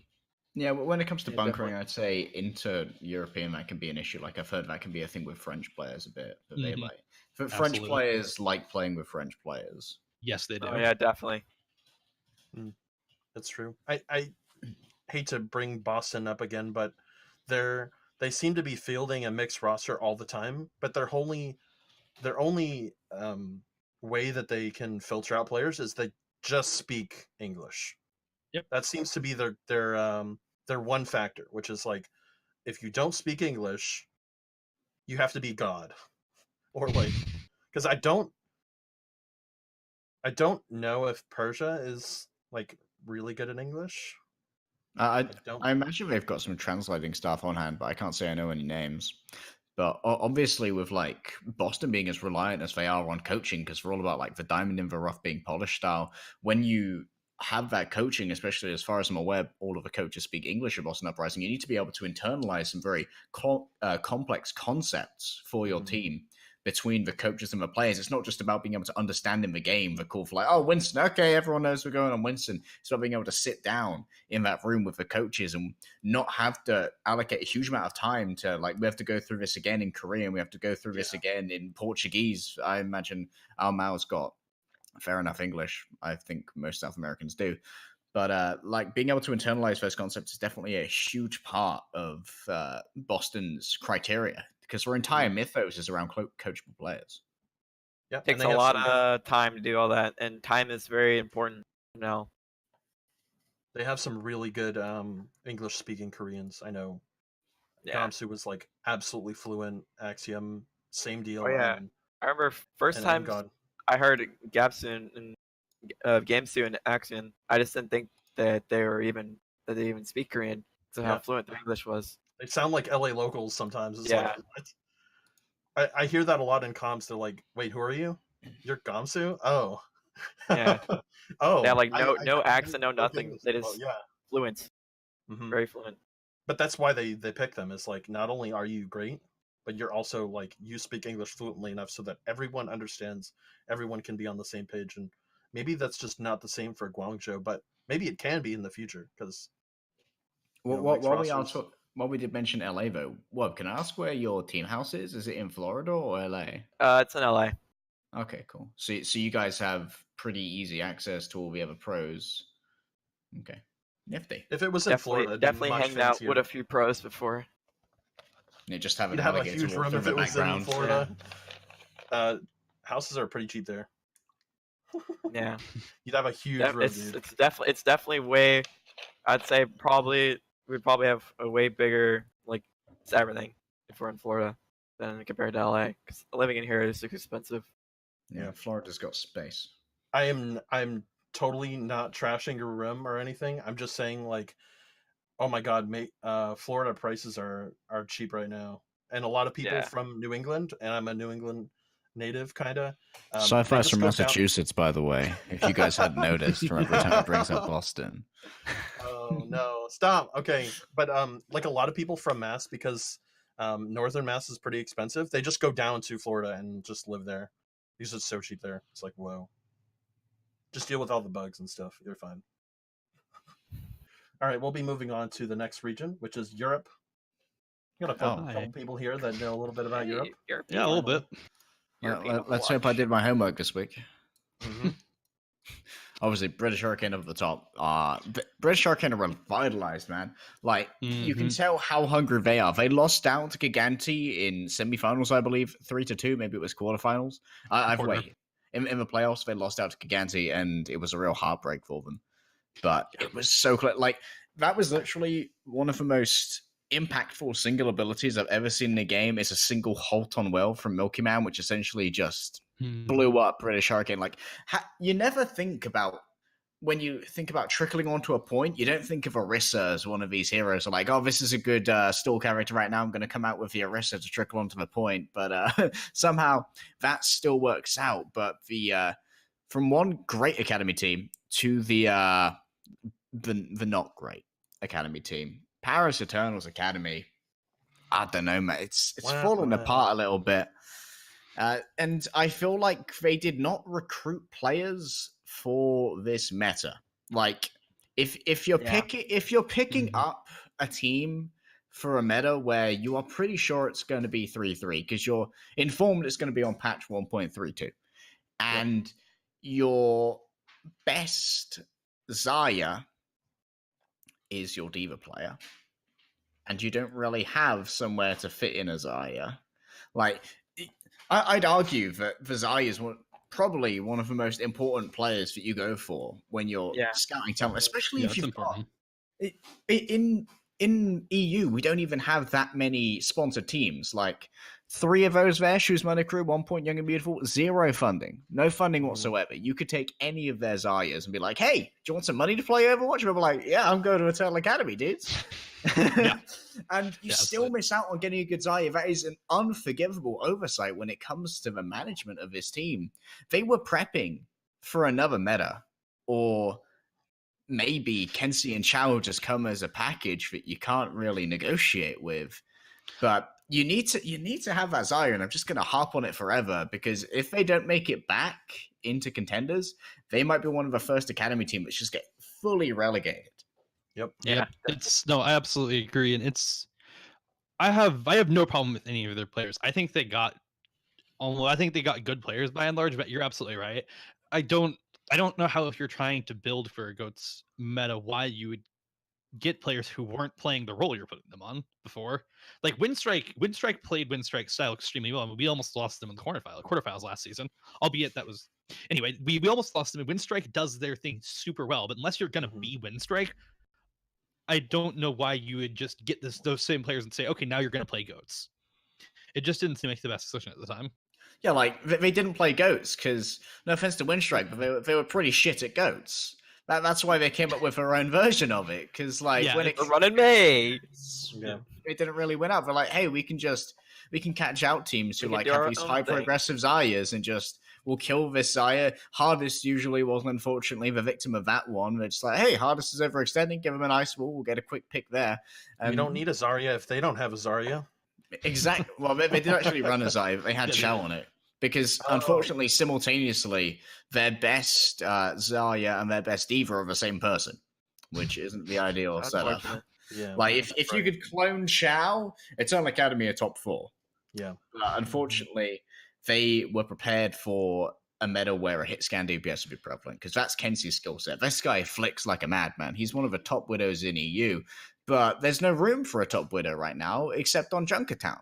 And then you're going to be going up against the likes of Spectral / Onigod. You're going to be going up against KSP. You can't rely on that Widowmaker as a consistent source of a win condition, because there's just too much competition in that arena. You've got to have your consistency in the 3-3 there. And I'm starting to sound a little bit angry at this, because I am. I mean, I think the other thing is that I'm not sure. Paris, we went 3-2 with Paris. British Hurricane went 3-2 with Paris. I think they just found their stride a little bit too late in the season, and they choked the wrong matches. It's not even like Paris was that far off from qualifying. They got so close at so many different times, but I don't know. They seem to have a choking problem. It took them too long to get their roster to an acceptable level because of their unorthodox pickups. Like if they had, maybe if they'd even just had their matches a different order and they had gotten beaten by us in British Hurricane week 1 and 2 and had that time to learn, we might be hearing a different story today. Yeah, like if they got Morning Stars during their current drop off, maybe it would have been a lot better for them. That too. Obviously, they got a shellacking during the first 2. I like to compare them, and I don't know if Wub will agree, but I like to compare the roster of Eternal Academy to like an EU Bermuda, and that they're pretty good. They have really talented players. Yeah. The matches are always fun to watch and close, but they're bottom of the table. Yeah. It's like, They just can't close it out. They just can't just finish that last stretch. Yeah, but they're an outlaws. Yeah, no, allergic to map 5. Yeah. The other interesting thing with EU this season has been watching. I think a lot of teams have gone through some sort of slump this season in EU. I think there's been a lot of times throughout the season where we've watched teams get stronger and then weaker and then stronger again, or stay weaker. I think what's finally happened is we've been playing goats for so damn long now that there's almost like fatigue. Teams at this point we're just changing styles to beat each other. We're changing little things are changing, and teams are at times seeming to almost overthink it and forget how to play it all. It's been a very strange season for you, in my opinion, having seen a lot of it in scrims and then in matches. As a coach and a player, what would you argue are like the main things you would suspect are happening when a team is having a slump? Okay. Go ahead, buddy. I mean, it can be a lot of things. One thing, it can be personal issues with players. That can definitely. Personal issues with players. Even one player having a personal issue at the wrong time can completely break apart team synergy. It can cause tons of issues. It can be team issues. It can be issues with players getting along with each other. A lot of times it is just that sort of stuff that contributes to a slump, but then other times it can be some weeks. Sometimes you wake up a few days in a row and you have a bad day. Like you wake up one day, you have a bad day, you get into your own head and you have a bad day the next day because you're trying to fix stuff, and that sort of mentality can just build and build and build. I very rarely think the slump is actually just directly caused by just suddenly being worse at the game. It usually is an extenuating circumstance. Yep. It's usually an inside issue. Yeah, I know that. When I'm casting these teams, I usually try to talk a little bit about player mentality because I feel it's incredibly important. And on that note, I think it's definitely like a big sort of shout out to Daned on British Hurricane that he managed to beat you guys on Angry Titans in what was supposed to be like one of the closest matchups of the entire season after just having had a power cut. Because I can't imagine how stressful that is for a player when you're not in a team house and everyone's relying on you and you have a power cut, something's out of your control. You've got to like pack up your PC and your peripherals, put it all in the world's biggest backpack, get on a bus and try and go somewhere. Like that kind of stress before a match could definitely like psych a player out to a point where that series could almost be forfeit for them in their mind. Yeah. Actually, what's interesting? I think that sort of stuff for some reason tends to energize players more than cause problems for them. Unanticipated issues sometimes make players focus a lot on match day. I think the biggest problems are when you have bad stuff happening on the days leading up to match, or even in like your warm-up scrim. You have an awful warm-up scrim, that can be a big deal. No, fair enough. Like I once casted, just like random tangent here, I once casted a team from Fiji. No, not Fiji. What's the small territory you guys have? The island that begins with F in the middle of the Pacific. It might have been Fiji, but I casted a team from one of those small island nations, and like half the power went out, so they all sort of like got on their bikes and went to their teammates' houses on the other side of the island where they had power to play a game. I think that was actually for Overwatch University League. Oh no, they were from Guam. That's where they were from. Guam, not Fiji. That sounds hysterical. That's great. Hey, give me 15 minutes. I'm unplugging my computer. I'm gonna take it to my friend's just house. Gonna cycle across the island. Yeah. Oh man, that's hysterical. The half of our island had a power outage, so we're gonna go to the other half. Yeah. Holy moly, that's cute. You just a small little tidbit there. But there was a competitive Overwatch team from Guam. That's awesome. That's cool. Yeah. I'm just cool that it's global like that. That is so cool. Doesn't matter the skill level. That's just like, all right. Any other opinions on Europe? Right now, it's a real toss-up. Like the question is, 3 top teams. Like, yeah, all about who can finish. I think personally. Yeah, I think. Well, sorry. I mean, if you want my straight up predictions, SMC wins their quarterfinal, goes up against British Hurricane. That game is closer than people think it'll be. I think British Hurricane still wins. Gigante beat Samsung, but once again, I think it's closer than people would expect given the relative slump Samsung's been in. I still think it'll be close. And then I'm obviously predicting we beat Gigante, and I'm hoping we can get revenge against British Hurricane in the finals. But I will admit they're a scary team. I think you're going to beat Gigante. Yeah, like at the moment, that seems to be the go-to matchup. Just like who can beat Gigante? I think we can. We did it once this season. I think we can do it again. I'm not sure how the I'm not sure what is it going to be. You guys who go up against Gigante if they win their quarterfinal. Yep, it'll be us. We play the winner of Gigante and Samsung. Okay, and given Samsung's current form, I mean Morningstar's current form, can't call them Samsung. Given Morningstar, you're a bad influence on me, Opti. Bad. Given Morningstar's current form, we could quite safely predict that Gigante will be the victors of that particular matchup. I disagree. I think this new patch suits them. I'm not gonna. I mean, there's a chance they could just keep their sump. They could keep where they could stay exactly where they were at the end of group stage, and it could just be that's it for them. Get 4-0, bye. But this patch could re-energize them. I think it presents possibilities, like for instance, Maozasa and Winston. My dude, we're going back to Cyclones. I think he's historically better at Winston than Ryan. I think overall there's a chance that the new patch gives them a chance to reset, and they can be a really scary team at times. Oh yeah, definitely. I think it's all depending on who can adapt to the meta the quickest and figure out what they need to do to win. Yeah, especially because this meta is kind of crazy right now. I mean, I don't know. Everything's up in the air for what you can run. Yeah, like Leaf was the original Doomfist, and that's been buffed. Yeah. Like no one knew about Doomfist until Leaf sort of brought it out on Gamers Origin. It's like, this is a hero, by the way, dudes. And I remember people like studying Leaf VODs to figure out the best like places to get maximum damage from Seismic Slam and stuff. And it was definitely a boon to the scene having Leaf's Doomfist in there. So maybe we'll see a little bit of that here and there. And obviously we've got KSP on the roster as well. And when you want hit scan DPS, when it comes to flicking, KSP's tracking, I guess, is pretty good, but his flicking is really where it's at. So if you're looking for those McCrees, obviously we're going to be on Ultra Noon, as I like to call it. That is a messy ultimate, dudes. Yeah. And I got a couple of things that we can go into here, but one of the games that I caught in Contenders Korea this morning actually had a really nice Doomfist versus. Oh yeah, we had Assassin coming in with a 5-man kill clutch on Geekstar to win the map. Series. Yeah, that 4-0'd. That tilted MVP off the face of the freaking planet, dude. Like he got a 4K with the Doomfist on defense, just trying to hold it. How did he do that? He really held it for his team. That was nutty. He came in, he got a 1-punch kill onto a Brigitte. Then he got a follow-up uppercut into hand cannon onto Zen.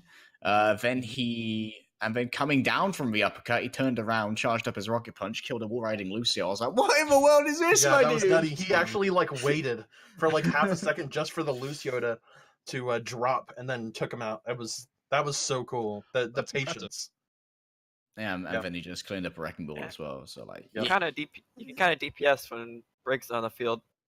Yeah, like taking out a Brig first was like, oh, I guess I get to do what I want now. I'm a hero. Yeah, I can play Overwatch.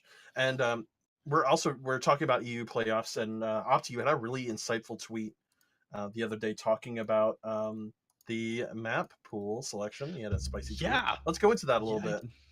Yeah, okay, so basically, if I recall correctly, I said something along the lines of having to swap from playing 4 designated maps a week to playing 12 maps random selection, but selected by loser at match time on a new patch with 1 week of preparation feels awful. I stand by that statement. It continues to feel awful. There is no way any team actually preps strats for 12 maps in a week on a new patch. It's literally not possible. You will destroy your players. You have to sometimes just say, okay, we're going to go goats here. We're going to go goats here. And you guys know how to play goats. You guys know what good positions like this is. Let's just play goats here. And that's kind of, it sucks that we don't get more time to experiment with the new patch, and we don't get more time to experiment with strategies on maps, because no team's going to be playing their best 1.34 game on playoffs with a week of prep in this many maps. Most teams, I think, aren't even going to be playing new stuff, really. I guess it will fall to me to play devil's advocate here. Okay. I believe that this map format is it's not ideal for favorites, of course, but I do believe that when it comes to having entertaining matches, which get closer, having a loser picks format definitely does facilitate having those closer matches, and it can allow for more map pickups that potentially haven't been prepped.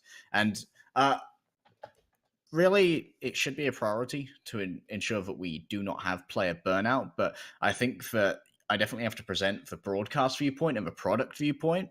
Like, no one wants to tune in to a Contenders playoffs and see a load of 4-0s. And while it isn't ideal for getting the sweeps that favorites want, it is kind of ideal for players in that, like, people tune in for exciting matches, and people tuning in is what these players need in many cases to get picked up. Like, scouts obviously are the main people who will tune in, but we've seen the power of celebrity before. Like, it's happening with XQC right now. Like, he essentially got chased out of the league and he's still getting picked up because he's got a huge fan base. The same thing happened with DeFran. He was a risky pickup for Atlanta, but he's got the fan base, so you can pick him up. I think the same thing may have happened also with Sinatra and San Francisco Shock. Like, he was a good player, but maybe it was not 150k good. You can demand this higher standard of welfare as a player when you have this kind of audience behind you, and having a greater product to present that in can be a huge boon to a player. I would say, I actually, but on the point of broadcast, I agree that the format can be more entertaining. But if you're going to do this format, I would rather us have it all season, because you get to see what maps to see what maps you like to play, which ones you actually play better on match day. You get to always have like these 12 strats ready. You sort of pick them up over the season, and by the end, you're comfortable that you have a good strat for any opponent on every map. But when you're doing it week by week, you tend to, sometimes you'll prep a certain strat for a map because you think it'll be good against a specific opponent. And furthermore, the point of entertainment, I guess it's sort of pick one. We either get to see the new patch, or we get to see closer, I guess, like this sort of format. Because the problem is that on only a week with the added jump of the new patch, teams aren't going to be prepping a lot of, like, people really are going to want to tune into not goats. And being real, it's going to be a lot of goats because that's what we have time to prep for 12 maps. I think that's true of every team. I would agree, and personally, my preference would be that we do have the loser picks the entire way through because of previous comments regarding closer games. I think that's a better format, but that decision doesn't lie with me, unfortunately. I completely agree with you. I think it'd be better to do it all season. I think it would make this jump feel less bad if that was if we were always doing it. I feel like this is just a sudden jump in. While I kind of understand your sentiment, LEGDAY, on like trying to bring players to the spotlight more, maybe having players like sweep and just like utterly crush someone under their heel might make them look better to scouts and like other people. I don't know. Maybe getting 4Ks and 5Ks like consistently as a Widow, or just like smashing people on Reinhardt, or constantly having your ult charge just way higher than the other Zarya would be kind of impressive as well. I mean, I'm sure the audience likes seeing close matches, but if we're looking at like scouting, you want to try and get the player that looks like he's just completely bodying someone else, right? Yeah, but at the same time, when you're looking at scouting, you do want to present a player in their best light, and that can often come on specific maps. Like I'd say KSP, he's a Junkertown main, my dudes. You put that guy on Junkertown. What a surprise! Widow player, good on Junkertown. Yeah, you put that guy on Widow on Junkertown, and a couple of scouts are going to go, "Whoo, baby, this guy looks freaking good, dude." Yeah, KSP's insane. But yeah, they will be looking for consistency across maps. That much is for sure. Like, there's no sort of like perfect tournament format. Obviously, we can only talk about the sort of like benefits of each approach, and there is obviously the argument that the set 4 maps is better to prepare players for the Overwatch League, which follows that format itself.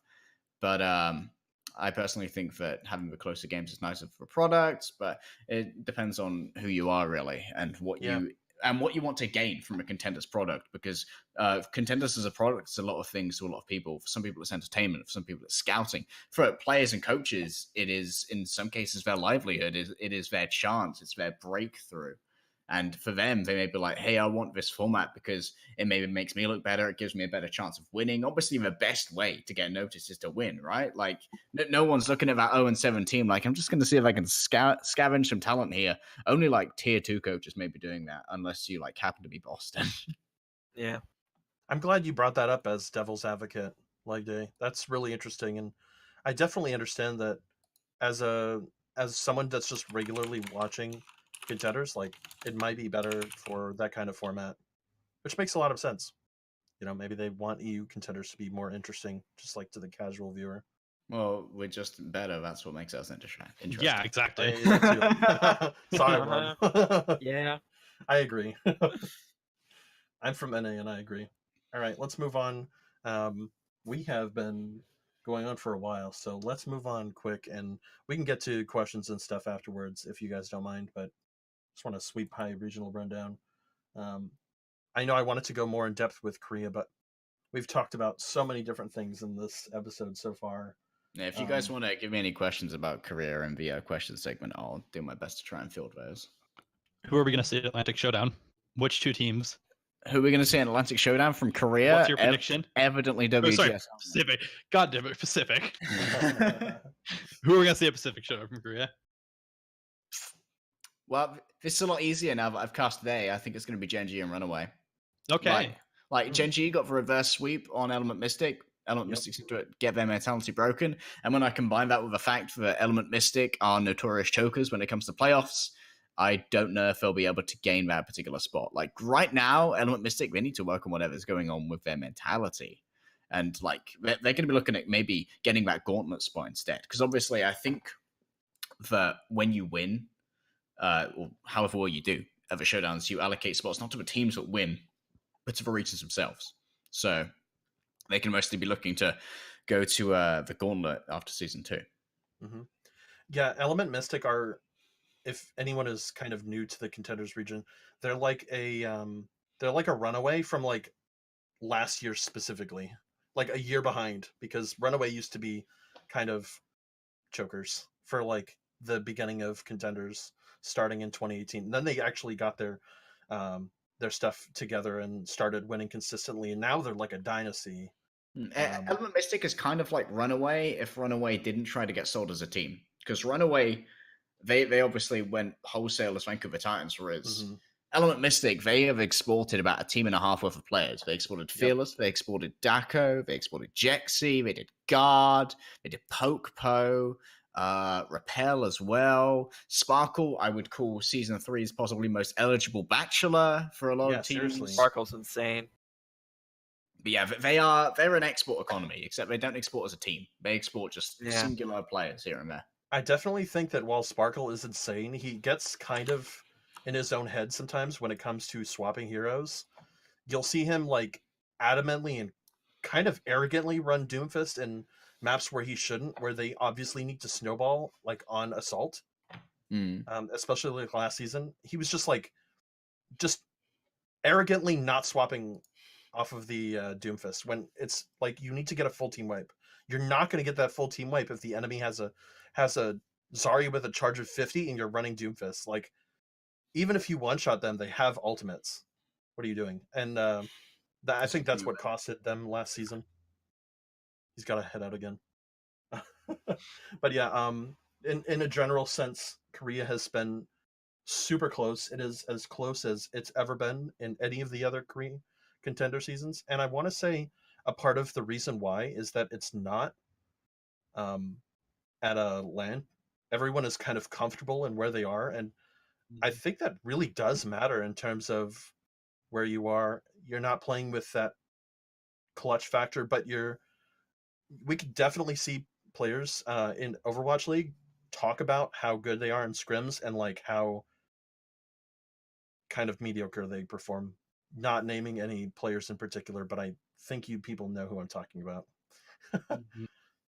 Yeah, I definitely think LAN is very important, which is I wish NA had LAN in European. Like I wish every contenders region had LAN. So I have no LAN experience at all.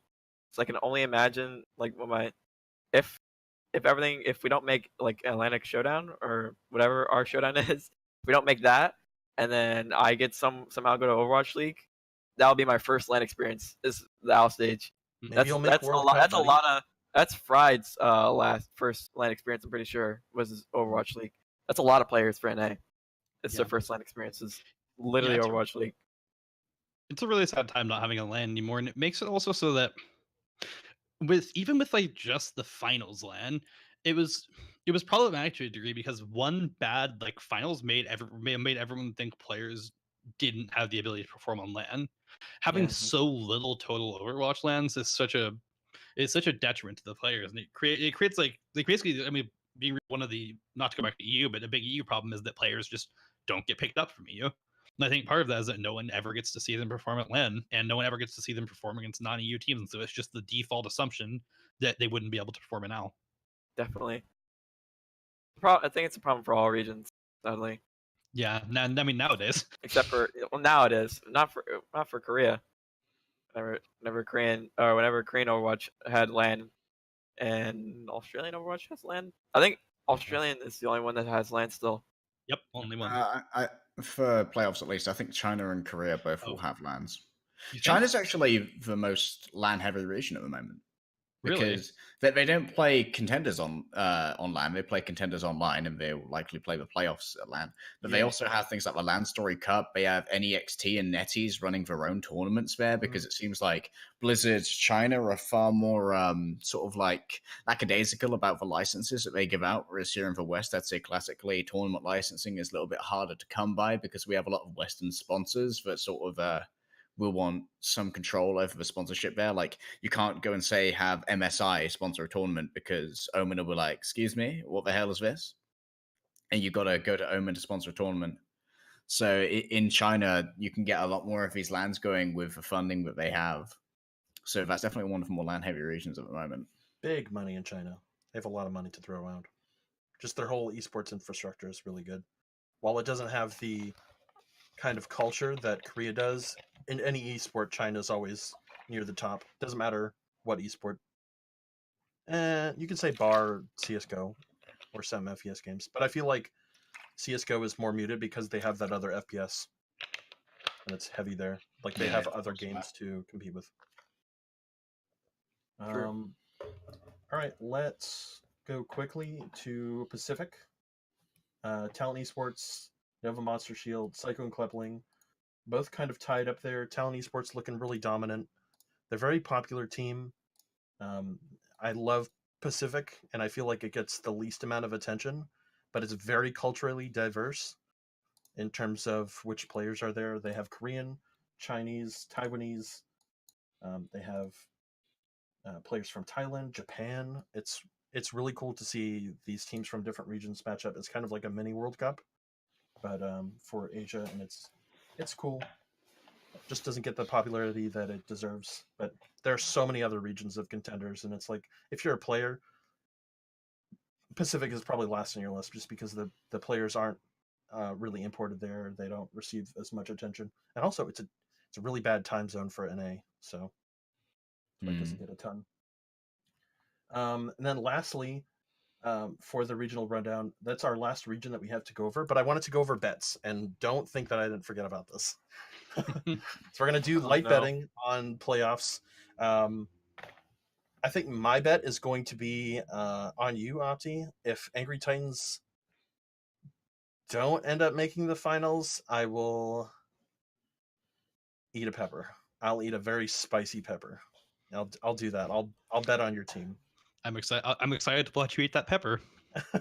All right, I'll go next then. I'm gonna make a bet on NA. Wub, I believe in you. I believe in your region. If you guys are NA East, right? Yes. All right. If NA East doesn't get the 2 spots for the Atlantic Showdown, if their second place team doesn't beat the NA West second place team, I will post on Twitter that the NA Trials is better than EU playoffs. No context. Oh, that's spicy. I'm also going to go for a tweet bet. If Wub's Mayhem Academy wins NA East entirely, I will tweet advocating that Mayhem should swap their rosters around, so Owl goes to Contenders and Contenders goes to Owl. been a ton of memes about that one. I've already made a really spicy tweet about that. Like you're being to the bunch there. Opti, I'm voting for your team, by the way. I'm not against your team. Good. Yeah, that's the whole thing. And then Wub, your bet? I'll probably make it. I'll make a tweet bet. I'll say, okay, so if Angry Titans wins this contender season, I'll say Europe is better than NA. So that Okay. All right. you gotta win it. All right, we'll do that. I'll say it. I'll say it. All right. I'll tweet it out. I won't even delete it. I'll just keep it there. Oh yeah. I didn't even pin it. Yeah, Opti will pin it. Yeah, I'll pin mine too. Okay, you have to pin it like for at least 3 months. Oh, I'll give you 2 days or 2 weeks. I'll give you guys 2 weeks to pin if my prediction is wrong. All right, that sounds good. All right, I'm down for that. Lastly, I had a topic on poaching, but we're running really slim on time, so I think we will end up talking about that on another episode. I know some guests here were interested about talking about that just because it wasn't super prevalent on your guys' team specifically, but on other people's that you guys are scrimming. But we're going to move on to questions from the chat. I got a bunch here, and I want to scrub through them real quick because we have been going crazy for time, which I don't mind. How long have we been going for? For a while. Two LEGDAY visits to the bathroom, so that's approximately half an hour. Yeah. It's like an hour and 46 right now, so it's been about like an hour and 40. not bad. Yeah, not bad. It doesn't feel like a while, so I mean, this is a good podcast when people are talking together, they don't feel the time passing. So yeah. Got a question from Martyr Than the Average Bear. Why has no one made their bed? I have. I made not my bed. My bed. That's not my bed. For Bob and I, not my bed. That's absolutely bed. My excuse is that this is not a bed, that's a couch. Alright, so that's a clip. Second question. Harry, is that your real hair color by the manager? No, my real hair color is like kind of brown. Some of you probably saw it in season 1, and all of it's long and wavy and frankly beautiful glory. All right. Another question for Harry. Socialite Ash cosplay when? You gotta do it. Make a good Ash. Do it. Your last cosplay. Well, the thing is, like, my girlfriend does her makeup really well, but I don't like have any cosplay stuff. That's how Sneaky got started, though. Mm-hmm. So basically, I've got the looking like a woman part down, but like the costumes themselves are where the trouble comes in. Yeah, like, I always have my face. Yeah, I've got to get that Patreon running, man. Overwatch Sneaky, let's go, dude. Oh my goodness, that's actually going to be the Patreon link. Overwatch Sneaky. X Silver says, "Do you do anything to save time when watching VODs?" No. Sorry. I know he's asking me. This is a long debate. This man watches movies at 2 times speed. Movies. Every Wait, with sound on? Yeah, every media he consumes, he watches at 2 times speed. So it's and all like Alvin and the mad. It makes me so mad. No, I will not watch anything at 1 time speed. If I'm watching VOD, sometimes I'll watch them at half speed, but never 2 times. I listen to podcasts at 2 times speed just because it's easier to hear people and it makes people sound better because it's not like they're bumbling through their thoughts. It's actually like a really good idea, especially if I'm walking. I like to so we're not even that strapped for time then, Sci-Fi. It's apparently a 1 hour. Yeah, this is only an hour long. All right, you guys stop for another hour. Bob is dying inside. Oh my god, I'm so sorry, dude. All right, Fine. Bob, what is your opinion? You're pretty young. What's your opinion on like YouTube speeding up? You speed up your videos? I don't speed up my videos. Keep them usually the same, except for He's I sometimes half time it, but other than that, it's usually the same speed. All right, just thought I'd get your opinions on it. Question for no, that's not a good question. Yeah.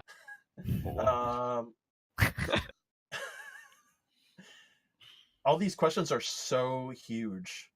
Taruga Gaming asks, how many times has someone made a Sims joke with Opti's last name, and does it infuriate you?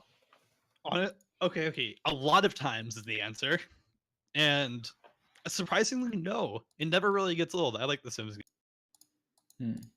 Yeah. Well, I can tell you what gets old: being called Harry Potter. That's a good one.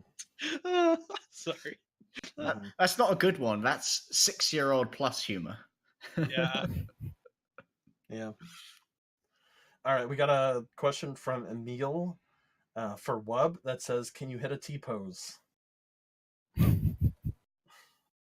Apps. Is anyone want to hit a T-pose? Why? He doesn't want to hit it.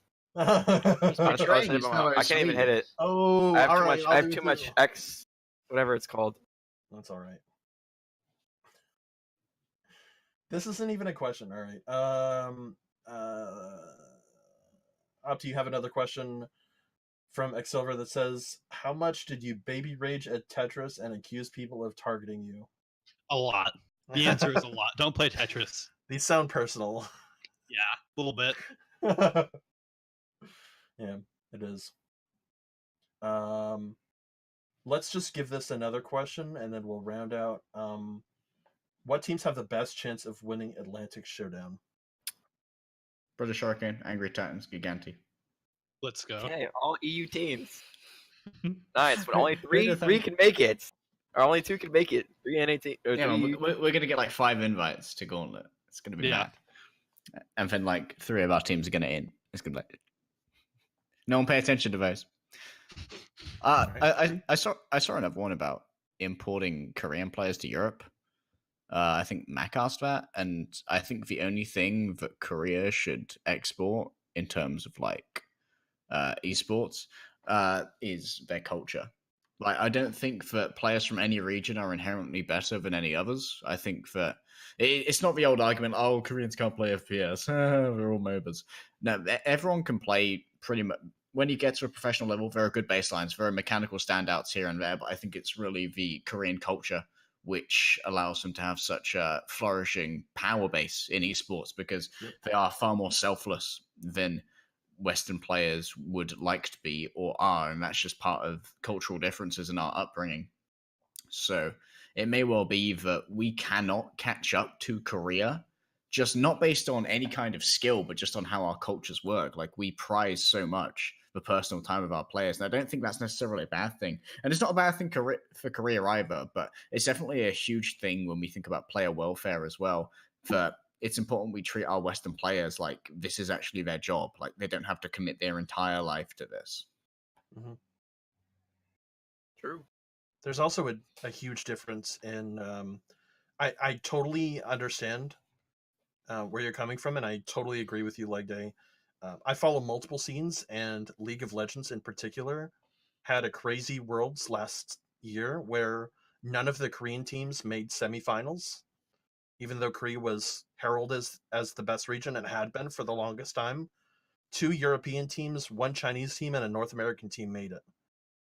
And the Chinese team ended up winning, but every team that was in semifinals was just playing their own game, just playing, I don't care what the meta is, I'm playing my own style. We've been talking all episode about playing your own game, and that's exactly what these teams did. Is that going to be the episode title? No. It's going to be what I was talking about at the beginning of the episode. No, it's going to be Major Bed. T-posing? No, it's going to be making your bed. Not my bed. That one. Not my bed. Actually, a catch. But yeah, I definitely agree with you there. I don't think there's much difference between Koreans and North Americans, or like North Americans and Europeans in terms of skill. It's all just coordination and culture and like training regimens.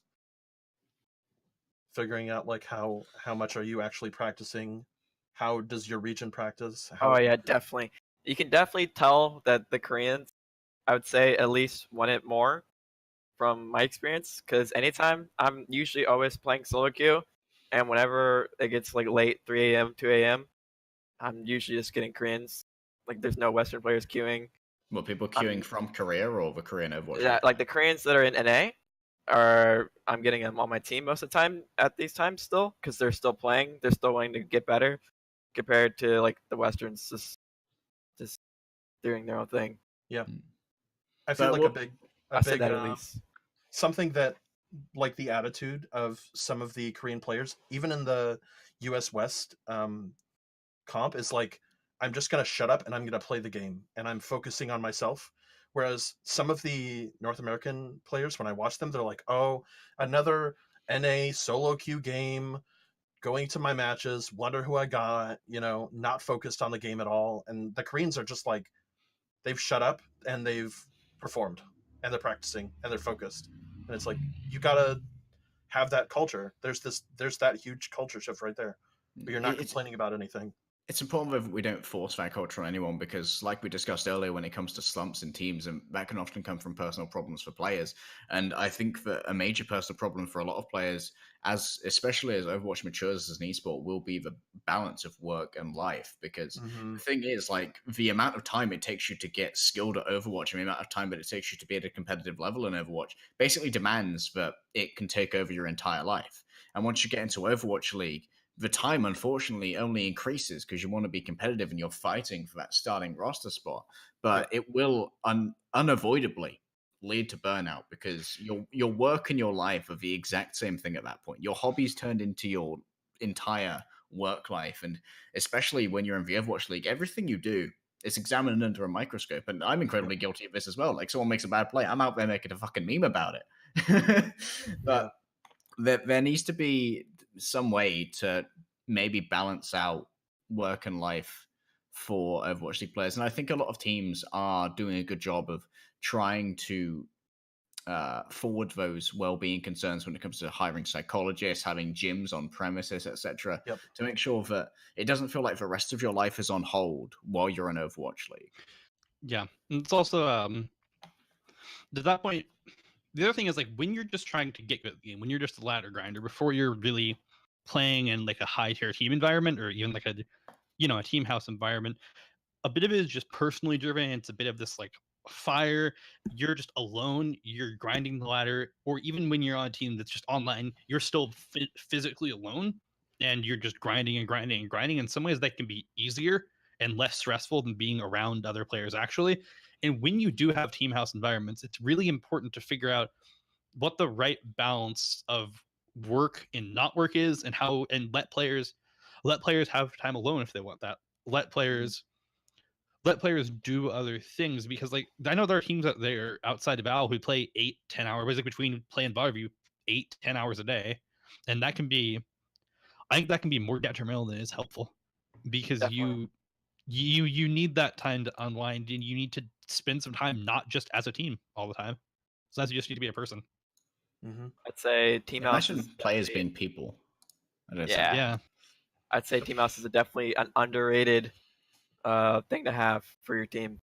You always have like, it's, I don't know. You just build relationships way easier, and you just feel way more important. Would you argue team house over apartments? I know that there's no specific answer which is correct. It can very much depend on the person. Koreans much prefer the team houses because they have a far more communal culture. I know a lot of my team, or we have 2 apartments. We're like right next to each other, but we're like all kind of close. We're not that far. We're literally like a minute to each other at most. But I would say definitely I would like Team House more because it's way closer and way closer together. But I know a lot of my players on my team would agree that they would like apartments more. Yeah, I guess I was about to say a lot of it all people depends on the disagree with person. you. Yeah. It all depends on the person, I think. Yeah, But I don't think that's a correct answer to this. It's very much a subjective preference. Agree. Yeah. And obviously, when you get a team house as well, it can come with various amenities because you're building a larger sort of plot of land. Like you get the pools, you get the gym, workout areas, etc., which aren't always available to apartments where you're obviously renting a smaller area in multiple stages where you have to have 6 kitchens instead of 1 kitchen. So it can mean that there's a lot less available on a per player basis, but you do have that privacy, which is the trade-off, or that insular space where you are just WUB or you are just Opti rather than a member of a team. Yeah, definitely. Wow. This is a great episode. I'm really happy with how this turned out. Thank you guys for coming on. I have one last question. Hopefully it won't take too long. I got an ant from someone. It was Xsilver again, not a meme question. It says, if you were in charge of the path to pro, I assume, let's just talk about the contender scene. What would you want to do to promote it more? Put on the clients. What? Put it on the clients. Oh yeah, that too. No, that's a good one. The launcher embed was quite a boon. Like, when it comes to the launcher embed, I will make an argument that's often talked about in sales of regular products. And that is, if you look at a box of vegetables and you see a single lettuce in a box, you will not want to buy that lettuce. Not because it's lettuce and lettuce is shit, but because you're like, what's wrong with this lettuce? Why is no one buying this lettuce? Whereas if you see a box full of lettuce or broccoli or whatever your preferred sort of like produce is, it will look more enticing because it looks like there's more there and it's not just one that's been left out by itself. And you could potentially attribute the same psychology to viewer numbers. If it's a lower viewer number, then people may be inclined to ask, why are less people watching this? If it's a higher viewer number, people will be more like, oh shit, what's going on here? Like, I will admit that I've checked out streamers. I'm sure we all have. We log on Twitch, like, this SQC guy's got like 11K viewers. I don't know who that is, but I'm going to figure out why so many people are watching. And when you enter into that, then you are exposed to the product and you have the chance to make a choice for yourself. But when there's less exposure because there's less viewership, it doesn't mean that less people will be able to make that choice. It doesn't mean that more people will like the path to pro or the product that it offers, but it does mean more people will have a chance to make an informed choice on whether they do like it. And some of them will inevitably like it because it's high tier Overwatch. Mm-hmm. Definitely. Absolutely. Yeah, I definitely think launcher embed is a big deal. Also, hosting from the OWL channel, it's actually been really inconsistent lately. There's been a lot of times where we're doing like double OWL reruns over Contenders broadcasts, and the viewer numbers get a lot higher when the OWL channel hosts. Yep. That's like, so it's like a small thing, but to counter that, I believe that's not OWL's fault. I think it's a contractual obligation with Twitch. I'm not sure. That's just unfortunate. That's just like, it's we'll go next season. That was bad, man. Wow. Yeah, it's unfortunate. The other thing I would do is just that, and they want to inflate OWL numbers, right? Yeah. Like, if I were the director of OWL, I'd want to inflate my numbers as much as possible. Like, it sucks for contenders that they don't get that host, but it's like, you do want to make sure that people, and there are like consistently, 7 to 13,000 people watching OWL reruns at a given time, even if they're like the second reruns. It's like, I'd want to make sure that number was as high as possible. Sadly. At the end of the day as well, as cruel as it sounds, it's not Overwatch League's job. Like, their job as a business is to create a return for the investors who have bought in to that particular league. They are going to have a hard time selling viewership numbers, which will be offered to advertisers and sponsors by saying, oh, we were hosting our tier 2 league. Because that's different parts of Blizzard Entertainment, I guess, just doing esports who would figure out the path to pro scene. So it's not... It's cruel to say, but it's not Overwatch League's job as much. And when we get the host, that's nice, but there are a lot of complications which can interrupt that particular stream of viewership. Yeah.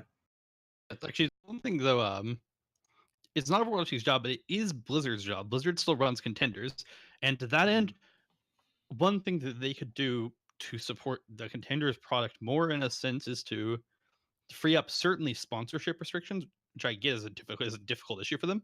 Yeah. But at the same time, it's been a huge problem for a lot of teams that you literally can't get sponsors. As a Contenders team, it's basically impossible because of the restrictions. And then also tournaments. They're really restricted with tier 2 tournament licenses, and I've known of times where people wanted to run tournaments and couldn't. And were disallowed from doing that. And being able to allow outside tournaments, I think, would help boost the viewer numbers on Contenders, because people like watching tournaments more than a league. A lot of times there's more hype surrounding like a one weekend event. It can be it can boost numbers, and it can get people hooked in wanting to watch tier 2 otherwise. I'm going back to devil's advocate again. On that particular note, once again, it comes back to Overwatch League investors. Why are they paying 20 million for a spot in the league when like there's more hype around this weekend event that some guys are doing out of their like studio in Poland. Like it doesn't create a great value proposition for the current tier 1 broadcast for Overwatch League. And Blizzard are being incredibly mindful of that because they are a genesis model for potentially franchised Overwatch, franchised esports. And they have to tread very carefully to not burn these investors. Because if these investors get burned, they will not look back to esports for 15, 20 years because they've sunk a lot of money into this. I guess my question would be, why is hype zero sum? In your model, the assumption is that if there's hype around a tier 2 tournament, around a weekend tournament, that would detract from hype around Owl. Why does it have to be zero sum? My personal theory would be involved in viewer fatigue. And like when you enter this and when you create those sort of hypes around tier 2 events, it can create a narrative where the teams involved in those are the ones that are picking up fans. And fans are the commodity that these investors want because fans make money. Fans buy merchandise. Fans you sell to advertisers. And if you're losing out on fans to these tier 2 teams, that isn't a great investment. Fair enough. I don't disagree with you. I think there definitely has to be a limit. I don't think it's necessarily bad for Blizzard to control the tier 2 scene, but I think there's a middle ground between where we are now and a situation where viewer fatigue becomes a significant issue, where it starts to burn investors. Yeah, like trust me, I want more tier 2 tournaments because that's more money for me, frankly. Like if I can get hired to cast tier 2 tournaments, that is more money for me, and I like that. And also, I like casting tier 2 Overwatch. So I'm just playing for business devil's advocate. Yeah, of course. Right here. Yeah, of course. I just think we need to find a healthier middle ground than contenders being the end all be all. I was thinking about this for a little bit, but I honestly think that just having a little bit of exposure in the Overwatch League of like contenders players being put to the spotlight, we're seeing players like I'm37 enter the scene. They mentioned that he was from Wavecheck and Second Wind. All right. Can we get some content as to what they were playing? Can we get that Second Wind game that he actually played in, that he stomped? Maybe we put that up there. Maybe put actual contenders content in the Overwatch League as a small montage. Maybe like a 10-second clip of him doing well. Actually expose the Overwatch League to contender style. Yeah, when I players feel get like imported, let's put the clips that they have, that they've made. Let's put all of the work that they've done, that they've trained for. Let's put that on the OWL screen for a second. Just a second. You can give it that time. You can give it to ad time, maybe, for the Overwatch All Access Pass users instead of these run over Q&As, maybe. Yeah, because I feel like a lot of people, a lot of the casual OWL viewers, not gonna know who these contenders players are at all. Like I guarantee you, like most of the OWL viewers have no idea where I'm37 came from, where Fried came from, where all these contenders players that have been a contender team for a long time. Dogman, dude? And Dogman. Yeah. Like they just have no idea. They just have no idea like where are they coming from, and where content they too. can watch there's it. Content. Content's being made about OWL. Content is being made about contenders. It's like, okay, if you want more viewership for contenders, just do this. Just put a little bit of video footage from contenders into OWL. For God's sake. Like, let's do that just for a second, just for like maybe 10 seconds. Just put a clip of someone doing well from contenders in L. On that note, I would like to call out to the efforts of Wolf as the caster for being a great source of historical information. He's been tweeting a lot of clips from Apex, from Contenders Korea, trying to inform the Overwatch League audience about the history of these players. And when we talk about this content, I do think there is currently a hole in the market for content for anyone who's watching who may want to be the person who takes that up. I might even do a couple myself for historical player profiles to be like, where did these guys come from? Like, people... They invest currently when it comes to esports. They don't invest in teams. They invest in players. And we talked about this as a problem for Boston's fan base right now. But people invest in players, and they'll invest in them even more when they know their story, when they know where they're coming from. And Overwatch League does do a good job on the desk or their stand-up desk right now of being able to try and convey player stories, especially with a watch point pre and post show. But without the context of the audiovisual aids, it can be less engaging for an audience. So I think for anyone who's currently an aspiring content creator may feel that they could get a significant amount of traffic from creating player profile, especially if they can get a short interview of a player, just like the historical precedent that tells you why this player is important and why they were picked up for Overwatch League. Because trust me, most of the casual audience, when you come in, as cruel as it is, you're like, who's this nobody? Yeah. There's kind of what I'm trying to do here a little bit. Right now there's a YouTube channel that does that, but it shouldn't be a YouTube channel. Like, it shouldn't be someone else. It should be Blizzard. Exactly. But thankfully, there's a YouTube channel that does that right now. Action's doing some, right? Yeah, Action's done a ton of player profiles. But I'm gonna have a chat with but them it a should be little bit. Blizzard, and if it was Blizzard, it'd get way more viewers and way more like traction. Yeah, Phil, Big Hungry Phil, an English caster, does do the same thing. He does the family trees, which are very interesting to look at. Oh yeah, those. Yeah, I've seen those. Those are really interesting. Also, yeah, and also in the sense of Blizzard restricting the market again. Note that Action can't do owl highlights anymore. Yeah, even though it's not a good source of owl highlights. That's actually another interesting thing. I thought it doesn't really have to do with tier 2, but it's sort of the same idea of Blizzard perhaps over controlling their market. They might be able to do contenders highlights though. That's true. Wink, wink. I think Action. the legal issue remains the same. Mm-hmm. Yeah, and that is the unfiltered reuse of Blizzard content. Mm-hmm. Like, it doesn't matter what product is coming. Yeah, from. that's true. That being said, Overwatch is certainly legal to use their own contenders content. That's true. Overwatch League, so put something in there. That said, a few people seem to know about it. It's mostly for people who actually just look up VODs after. But Overwatch Contenders does actually have a really nicely organized YouTube channel with some great cutting of VODs. So anyone who's missed out, it's much more user friendly than Twitch. Yep. I know some of the folks. What's up?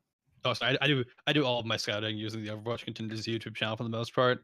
It's really nice being able to go back and find all of the old VODs of our opponents. They do need to update their thumbnail though. It's still the Season 0 logo. Yes, it is. Oh yeah. All right. Well, that being said, I think this was a great podcast, having gone a bit over without even people noticing. It's good when people are they're just forgetting the time. So thank you guys very much. We'll leave it there, and thanks for all 40 to 60 people that were watching. I think we peaked at like 60 something, so that was pretty good for something peak that I've seen. So thank you guys very much. We'll see you guys in episode 12 in either a week or 2. And thank you guys very much. As always, I want to make sure that you guys plug your own stuff. I have your Twitter handles on there, but feel free to plug anything you guys do, Twitch, otherwise. If you don't follow me on Twitter, you're missing out on the best memes in the Twitterverse. Same with me. I don't make memes. That's wow. See, I know. This is why you're in Contenders instead of Overwatch League. I know. You should make more memes. You coach it. Go to school. You're doing enough. All right, I'll give you praise for that. I don't think anyone's gonna, judge your meme game there. All right. Well, I think that's gonna be it. Thank you guys, everyone, and have a good night. Stay safe.